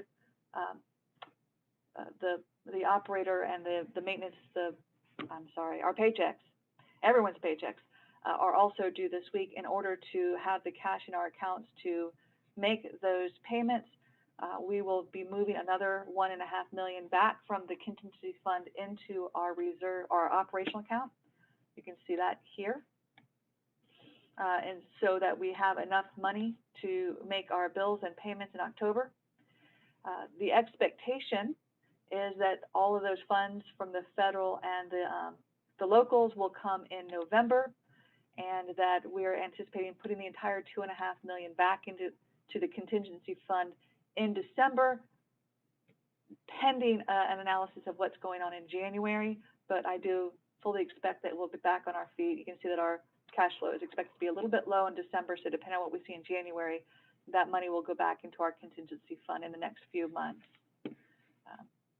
Again, we will continue to update this monthly to provide the board a better understanding of our cash flow and our use of contingency funds. And I greatly appreciate the board's approval of the new policy in the last few months to be able to use these the contingency funds to manage our cash flow and our payment of expenses. With that, Mr. Chairman and members of the board, unless there are any questions, that ends the report on GRT cash flow and projections for this month. Julie, this is Danny. Remind me what our balance or our fund amount that we have, the maximum I have, is it 3 million or what? Is it 5 million? It's a $6 million contingency fund with $5 million set aside specifically for uses of operational cash flow. Okay, thank you. I believe I spoke that correctly. If I misspoke that, I'll make sure to correct it later. But, thank you. That's a really interesting report, Julie. Thank you for doing that. Any further questions? This is something we've been doing but not reporting, right? We have the cash flow as far as the use of the contingency fund and the cash flow. Yes, the finance department has been very good about managing this, but it hasn't been reported up.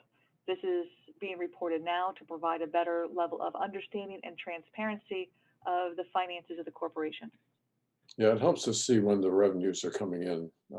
That's also helpful. Any further questions or comments? All right, recent and upcoming procurements, Ms. Thompson. Good morning, everyone. Good morning. I'll take a few moments to highlight a few of the items on the current and ongoing procurement document in your board packet. Staff has begun working on 3 new projects. Those projects are the ongoing operator recruitment ads, shelter installation and removal services, and consultant services for the development of the regional transit plan. Our plan is to bring recommendations to you in November for the ERP consultant and possibly paratransit vehicles. Are there any questions? That's good condensed report. Any questions for that? All right, thank you very much, Ms. Thompson. Thank you. Yes, thank you. Now we have RideFinders audit, and who's presenting that? That will be Ms. Leslie Roberts, who is the auditor with Brown Edwards and Company, and I believe she's on, and there she is. Ms. Roberts. Sure. Mm-hmm. Good morning. Yeah, Good morning. I'll go over the financial statements, and the manager on the account is also on the line. I think she lost video at some point, but she's called back in. Danielle Nicolason is going to go over the required correspondence, and I'm going to go over the basic financials. All right, thank you. So overall, the engagement went well. All staff were available and helpful throughout the audit. We were able to complete the audit timely and get in and out. And so it was a good audit. If you look at pages 1 and 2 of the audit report, this is the independent auditor's report. And this is kind of the bottom line where we're able to come in, look at your books and opine on them and say that they present fairly your financial position and operations for the year. And if you look at the top of page 2, that's our opinion paragraph, and it is a clean, unmodified opinion on your financial statements. If you look down to the last paragraph, it discusses that your reporting is required by to be done under governmental auditing standards, as is our audit.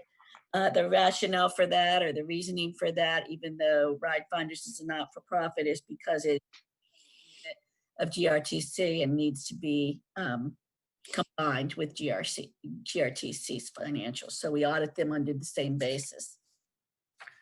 Moving on to page 3 is the beginning of the financial statements. This is a statements of financial position. And there weren't any big changes. This is the assets, the liabilities, and what's left over is considered net assets for a not-for-profit.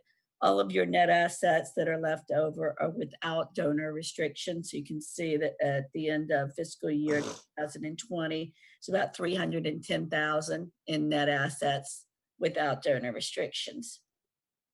If you move on to the next page, page 4, the statements of activities, you can see that the total grants are relatively flat or even with the prior year. What has gone down significantly, and not to anyone's surprise, is the transit tickets and other revenues. And that is primarily due to COVID and the lack of activity. That revenue item is down about 26% overall for fiscal year 20 from fiscal year 19.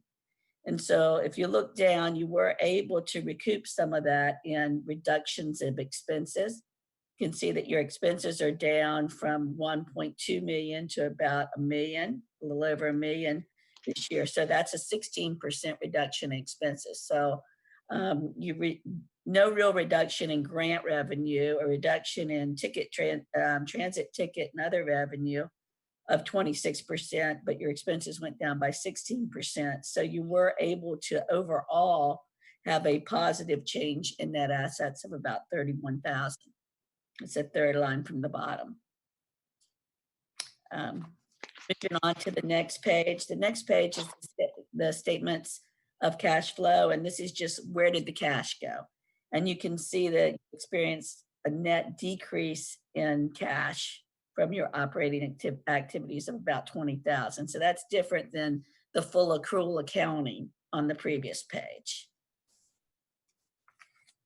Moving on to page 6 is the notes to the financial statements. And basically the notes tell the reader of the financial statements more about your organization, what your purpose is, what your basic policies are, financially related policies are, and then do a deeper dive in some of the activity and some of the balances on the basic financials. Again, I'm just going to point out a few. If you move to page 8, at the top is the end of the summary of significant accounting policies. There was a new accounting pronouncement that was implemented this year, and it's more of a clarifying pronouncement that kind of clarified contributions and when you would consider them to be have some type of restriction around them and so forth. So it was a clarifying ASU, and it didn't really end up having much impact, any impact on the way you recognize revenue.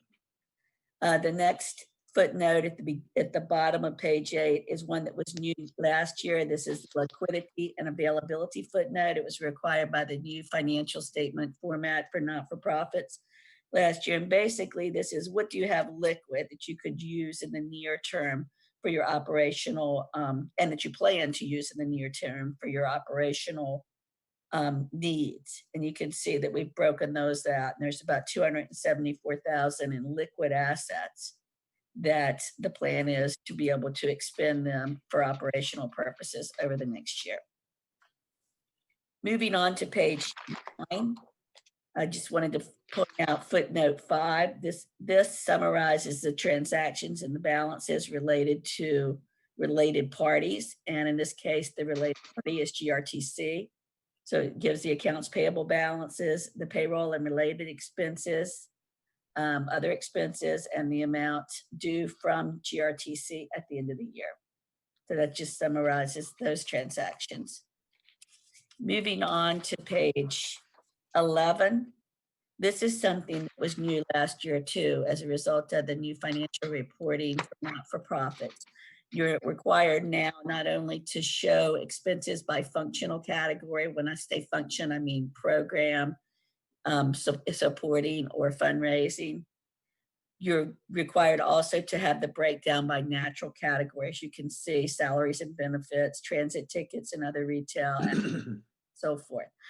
This is just a further breakdown of the expenses that we saw in the statements of activities.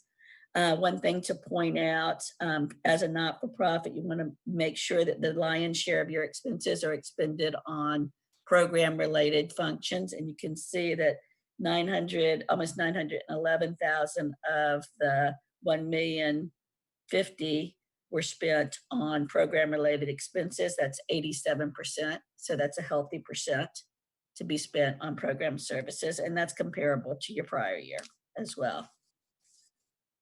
The next page, page 12, we've got a new disclosure there. That's your subsequent event or COVID-19 disclosure. And basically, it's just a general uncertainty disclosure at this point. You know, since we are still not over the pandemic, we're still pretty much actively in it. There's a lot of uncertainty about future operations, as you guys have discussed earlier in the GRTC financial state meeting. Ms. Roberts, the expenditures for advertising and promotion, that is in fact part of our business, isn't it? That's not to get more money. That's basically, since RideFinders is in the business of hustling people to use. Right, and that's why we got it in program related. Right, okay. You normally would see that over in the general or supporting services. Thank you. Mm-hmm. Moving on to page 13, this is just a breakdown of the grant activity for this year, fiscal year and last fiscal year. You can see that the main grant activity is consistent with the prior year, congestion mitigation and air quality grants. Majority of what you received, and it breaks it down by federal and state sources.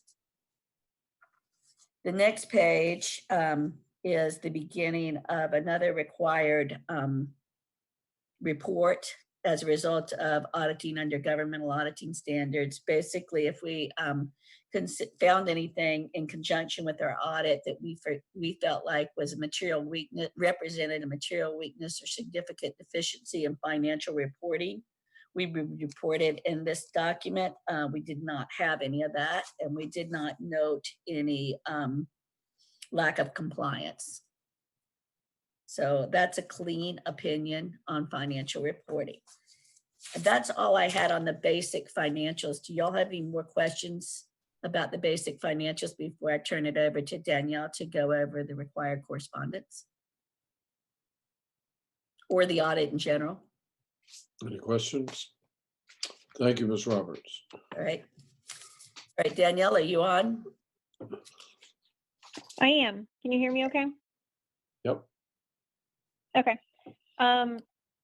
Yes, so my name is Danielle Nicolaisen. I am the senior manager on the RideFinders engagement, and I've been working on this audit since, well, I guess we're working on 4 or 5 years now. So it was a pleasure working again with Don Bailey and Vaughn Tisdale. They were super helpful and cooperative throughout the course of things.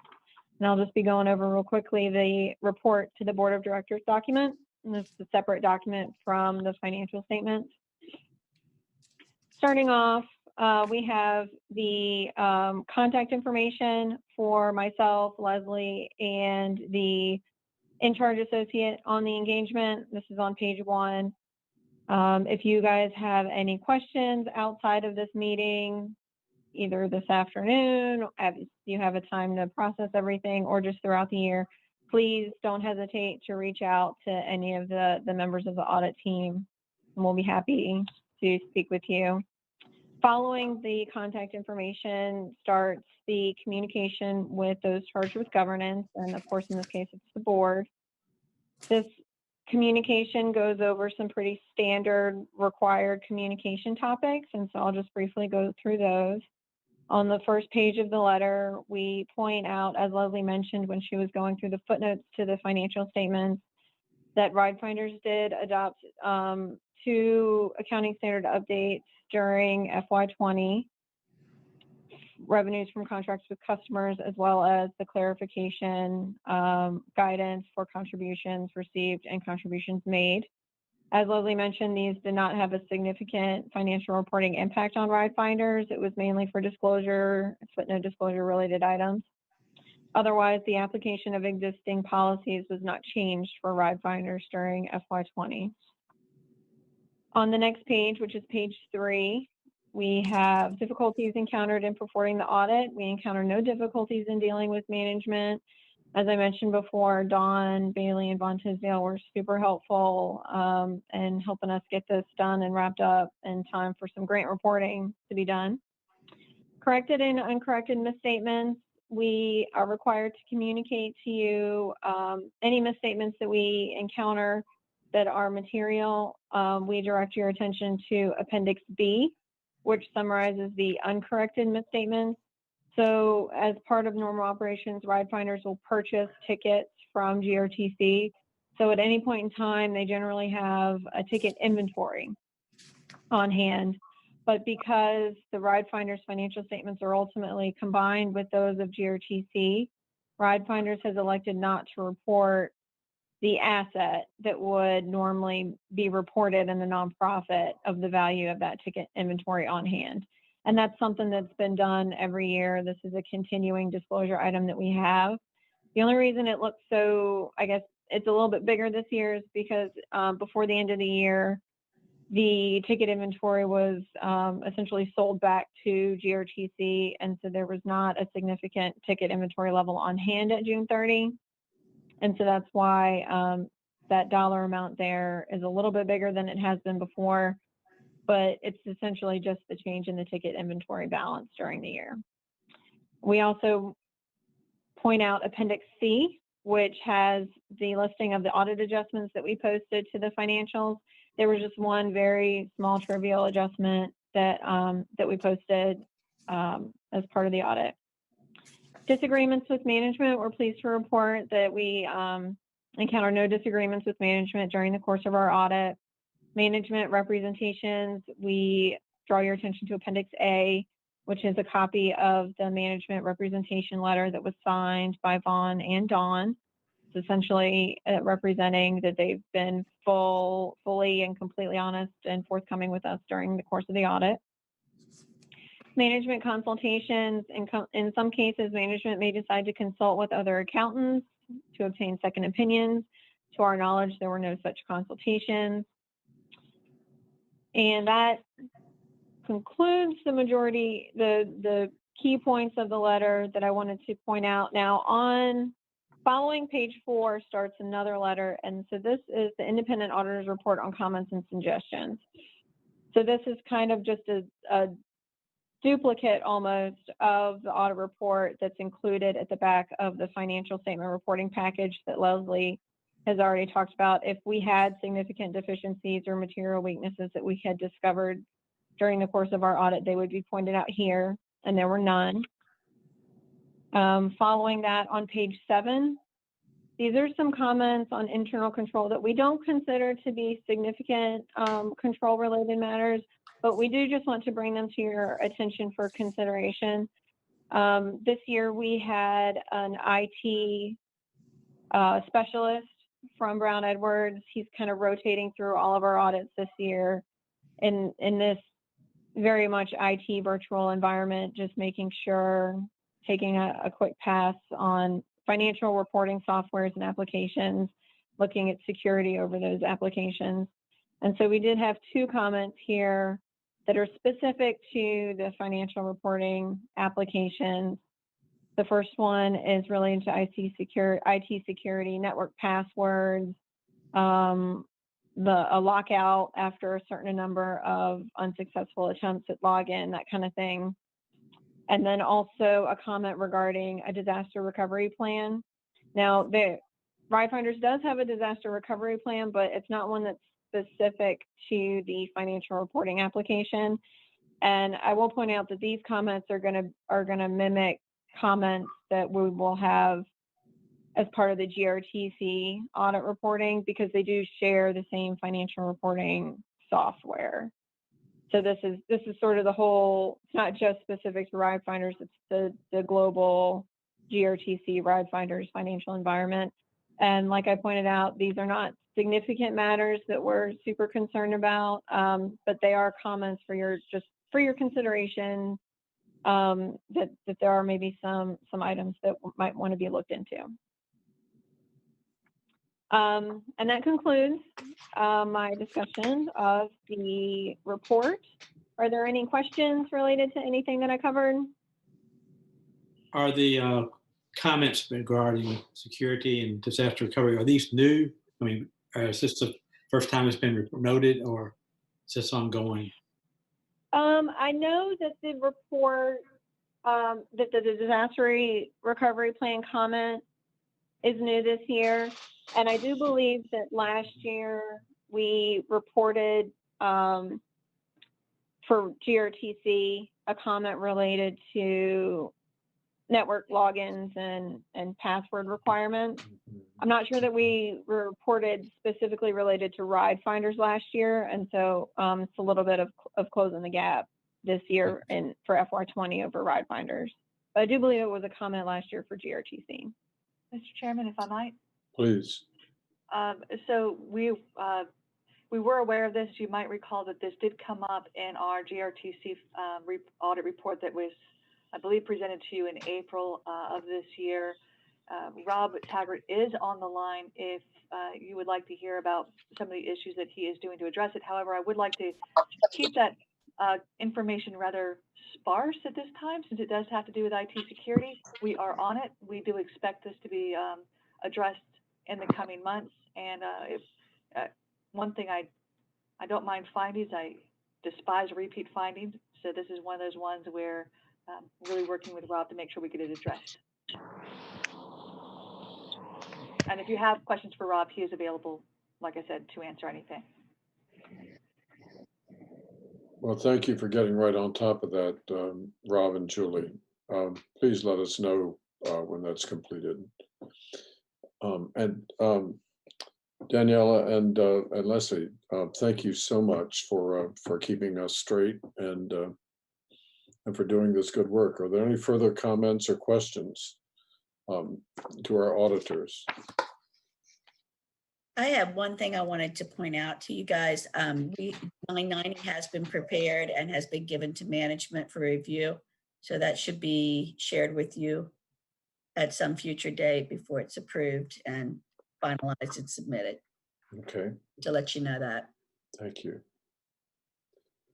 All right. Can I ask a question? Ms. Roberts, does that mean that they should not accept this report today until? No, the 990 is the tax return that we working on afterwards, but we've given management a draft of that for review by management and for review by the board. And, you know, then once everybody's approved of it, then you'll send us the authorization to e-file. So that's just, I was just kind of letting you know where that. Thank you. Point. Yes, that is a massive document. I remember that thing. Oh my God. And the IRS is not making it any less now. Oh man, it just gets bigger and bigger. Thank you so much for that. Any further questions? Do we need to have a motion on this thing? We do, okay. So accept and approve, what do we do? You need to accept the audit, sir. All right, can I have a motion to accept? I got a motion, did I, Danny? Was that you? Yep, second? Second. All right, it's been moved and seconded that we accept the audit. Is that it? All in favor, say aye. Aye. All opposed? No. All right, nobody opposed. Thank you very much for your work. All right, thank you. Mhm. Thank you. Thank you. All right, Thank you. CEO's report. Yes, sir. So this is moving right along. Mr. Chairman, members of the board, for this month, I do want to start out with something a little somber that we have already addressed, but it's always worth paying respect and thinking about the memory of our staff.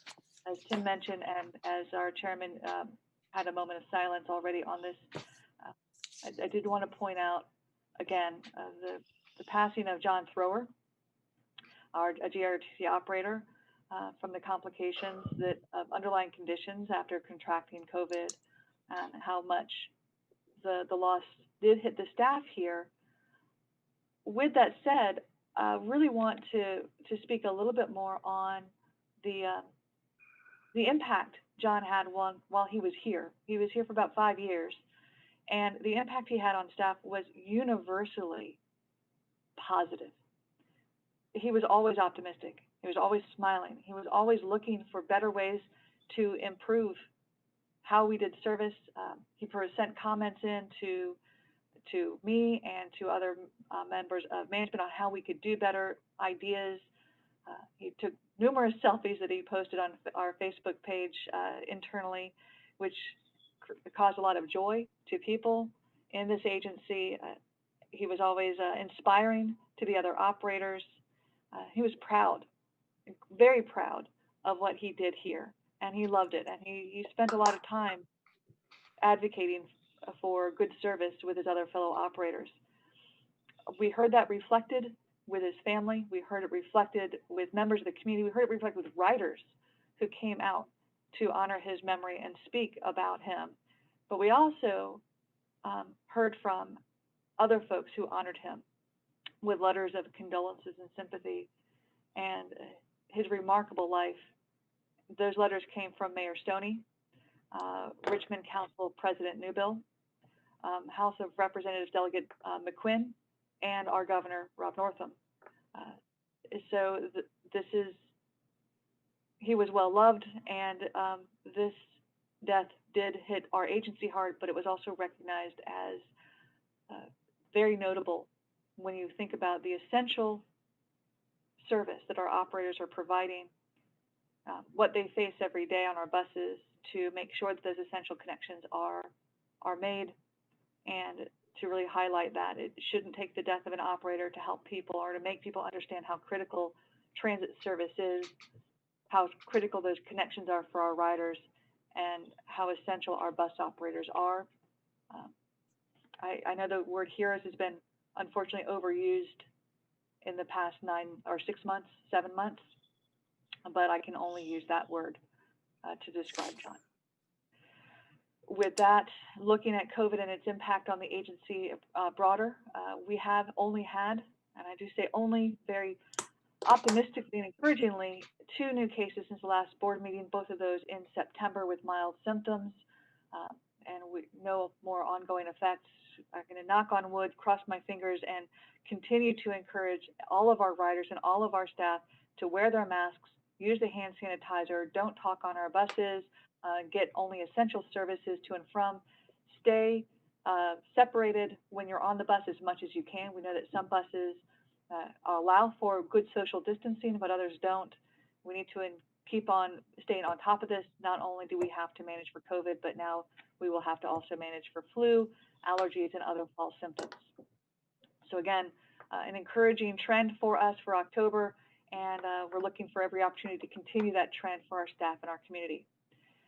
With flu season coming, all those things that we're doing for COVID should also help us keep down any kind of flu issues on our service as well.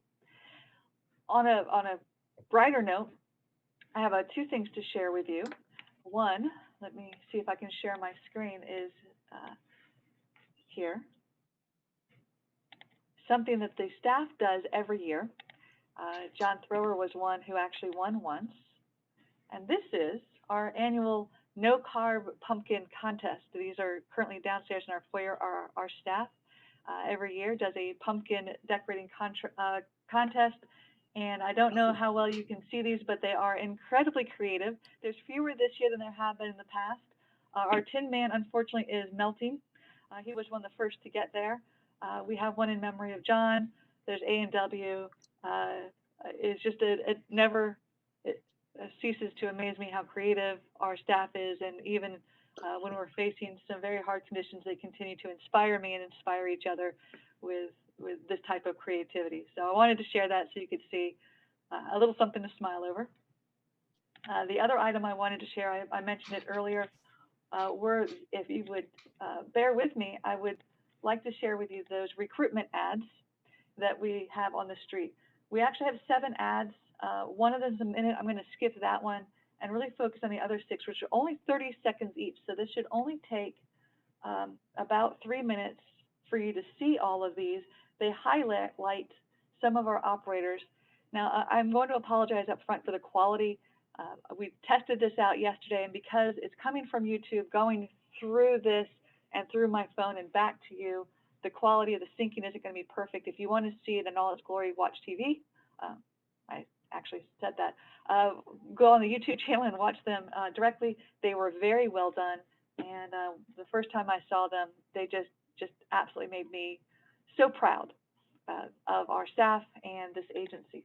So let me pause this. I'm going to see if I can do this again. I was taught how to do it yesterday, so let's see if I can do it today. Okay, you should be able to see this screen. I'm going to do all. And for 3 minutes, I ask you to just hopefully sit back and enjoy what our team put together. Work at a credit union, customer service has always been my background. So when I decided to come to GRTC, it was kind of transitional because here I do the same thing. I just love helping people get where they need to go. They have excellent benefits. I like the health insurance and I love the pension plan. If you're looking for a great career, great pay, great benefits, and steady work, GRTC is the place to be. Apply today at ridegrtc.com. I got tired of doing nursing. I've been doing it for 20 years, and I wanted to try something new. I applied with GRTC. They have a training program, which is wonderful. You have a chance to grow really quickly. You may start off as a driver, and next thing you know, you can be a supervisor. Hey, it's really good. GRTC offers a lot of overtime. You don't need to worry about having a second job. The benefits are wonderful. GRTC is the way to go. Apply to GRTC today. It was a really good transition for me to go from the military to GRTC because I had already been driving in the Marine Corps. I like to get to help people get on with their day. We go through VCU, we go into short pump. You get to take people where they need to go, and plus I get to drive, something big. That's what I love to do. There was a lot of other job opportunities for me, but I found a career at GRTC. The pay, the benefits, the people, the camaraderie, and especially the pension. Apply to GRTC today. I was a truck driver, over-the-road truck driver. Now I'm here at GRTC, and I'm absolutely happy. I love being here. When I applied online, the application part was easy. We have an excellent pension plan. The best part of my job, I get to travel this beautiful city, and I also meet wonderful people. If you're a truck driver and you're tired of not being home, come on over to GRTC. Apply today at ridegrtc.com. Well, I start out on my route pretty early in the morning, so I do get to see the sun come up. I'm a people person, and I really do love dealing with the public. And if you have good customer skills, this is a good job for you. This is a great place to work, and you should come here because we have a great benefit package. Start your career today at GRTC and become a bus operator. Apply today at ridegrtc.com. Even in tough times like these, GRTC keeps Greater Richmond's economy moving. Looking to start a stable new career? We're now hiring bus operators. GRTC offers a strong benefits package, including competitive pay, a generous pension contribution, and overtime pay opportunities.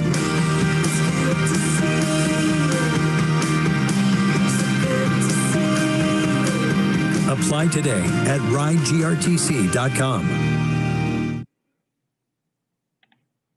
2018. Okay.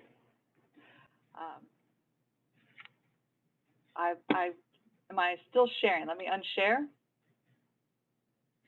I believe I'm done sharing, yes? Everyone's on mute. Yeah, you're fine. Okay, thank you. Every time I watch those, I just can't help but, I don't know, I can't see whether or not you could see me while you were watching those, but I just get the biggest grin on my face. And I've watched them several times, and again, gives me great pride. I think this is truly representative of our staff and our company, and hopefully it will also inspire other people to apply and join the GRTC family.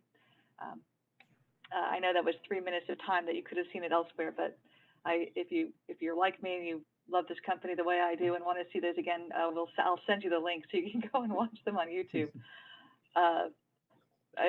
Kudos to our team, the operators, but also truly kudos to our communications and marketing team who do such excellent work developing these storyboards and these ads and getting them out there on the street to represent who we really are. And so with that, I ask that we all continue to stay safe, wash your hands, masks, watch out for flu season, and also, whenever you can, get outside and see the sun as we're going into the dark time of the year with fall. Mr. Chairman, members of the board, if there are no questions, that does conclude the CEO's report for October. I have a comment. Yes, sir. Yeah, it's been a good meeting, but that was the best 3 minutes of the meeting. I think it's it really shows a positive side to the organization, to the public. And we started the meeting with people having some complaints, and I understand that, but it's really good to see that we're taking steps to use people who are in our organization, who are coming in every day and actually making it happen and doing the job of keeping Richmond's economy going and representing GRTC so well. So no harm meant to anyone else, but that was definitely the best 3 minutes of this meeting. Thank you. All right, thank you very much for that, Julie, and I agree. I thought those were absolutely beautiful. And apropos of that, let me just say that I am really concerned about this next question, which is how GRTC is organized within the next year. And that's, it was tacked onto our General Assembly bill at the last moment that this study of the governance of GRTC would happen. As I was going over that this morning, what I really want to say is that we have a really strong organization at this moment, a company that I feel is well run, a CEO that's really been a strong leader and a very competent person during this last year. We tried to kind of give her a lot to do in her first year, and she's met the challenge, and a strong spirit. And so as we look, and I will be communicating with all of you and making sure we all know as much as we can of this process over the next few months to look at how GRTC's governance is reorganized. But my number one goal is to make sure that we can keep the strength of the company, keep its strength from being eroded by over politicization, and enable it to move effectively, both to keep its strong management and operation in a professional way. And as it moves into what is a great opportunity, which is the expansion into a truly metropolitan service. But there's something good going on here, and all of us have been a part of it. and we want to keep it strong. So John is an example. His service and his gift to us and to the public is like that of a soldier, and he served the public powerfully. I happened to be watching the NewsHour on PBS one night, and John was honored on that as well through a beautiful short segment talking about his life. Finally, I do want to mention my gratitude to Barry Herring. I don't know if is Barry gone now from GRTC, or is he still here? He is taking his last few days of vacation, so he is technically still with us, but he is gone. Well, he's a person who was here from the beginning when I got on the board, and treated me with respect from the beginning, and was an intentional and dedicated servant to this operation. So I'm grateful for him and glad he's finding a place to go. So watch the CVTA stuff over the next month. They gave us a short study period that's been nominally extended till March, but there's only $50,000 allowed for the study, and it will happen very quickly. So we need to be attentive to that. And that's my stuff. Thank you all. And before we leave, I'd like to say something. I don't know how many of you remember Robert Hawley. I'm sure if any of the operators or any other GRTC employees that may be listening to this will definitely remember Robert Hawley. Robert Hawley started off at GRTC as a bus operator, I guess over 35 years ago. He moved on to a supervisor. He ran the satellite service from DuPont when we were running the care service out there. He came back up to Davis Avenue and to Belt Boulevard. I don't know if he was working part-time when he passed, maybe a couple of weeks ago, but he was a dedicated employee.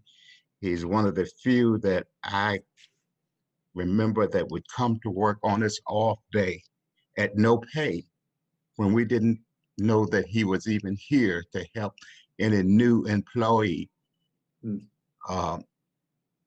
So I just want to honor him. It was not due to COVID. I think he had some other problems. But when I heard the news, I was heartbroken, you know. But he was a great person, a person who really loved the GRTC. Anytime someone would come to work and you didn't know they were here to help a new employee, a new person to help write the board, or help a new supervisor. So kudos to Robert. We'll definitely miss you. Thank you. Thank you so much, Mr. Cole. Thank you so much. He was a retiree, and when he passed, I should have mentioned that in my report. Thank you so much for doing that. His passing also did affect quite a few members of staff here who knew him. He was very much loved. I never had the honor to meet him, but everything that you just said about him reflects what I have heard from staff here. Thank you. Thank you very much. Any further comments? We're about to have to go into executive session here, and does somebody have the motion to do that? Right. All right, I move that the board hold a closed meeting pursuant to section 2.2-3711A29 of the Code of Virginia to discuss the status of terms of a collective bargaining agreement, because discussion in an open session would adversely affect GRTC's bargaining position. Second. So moved. All right, it's moved and seconded that we go into executive session for the purposes just stated. All in favor say aye. Aye. All opposed? All right, motion is passed. One moment, Mr. Chairman, as I get that set up for you. Thank you.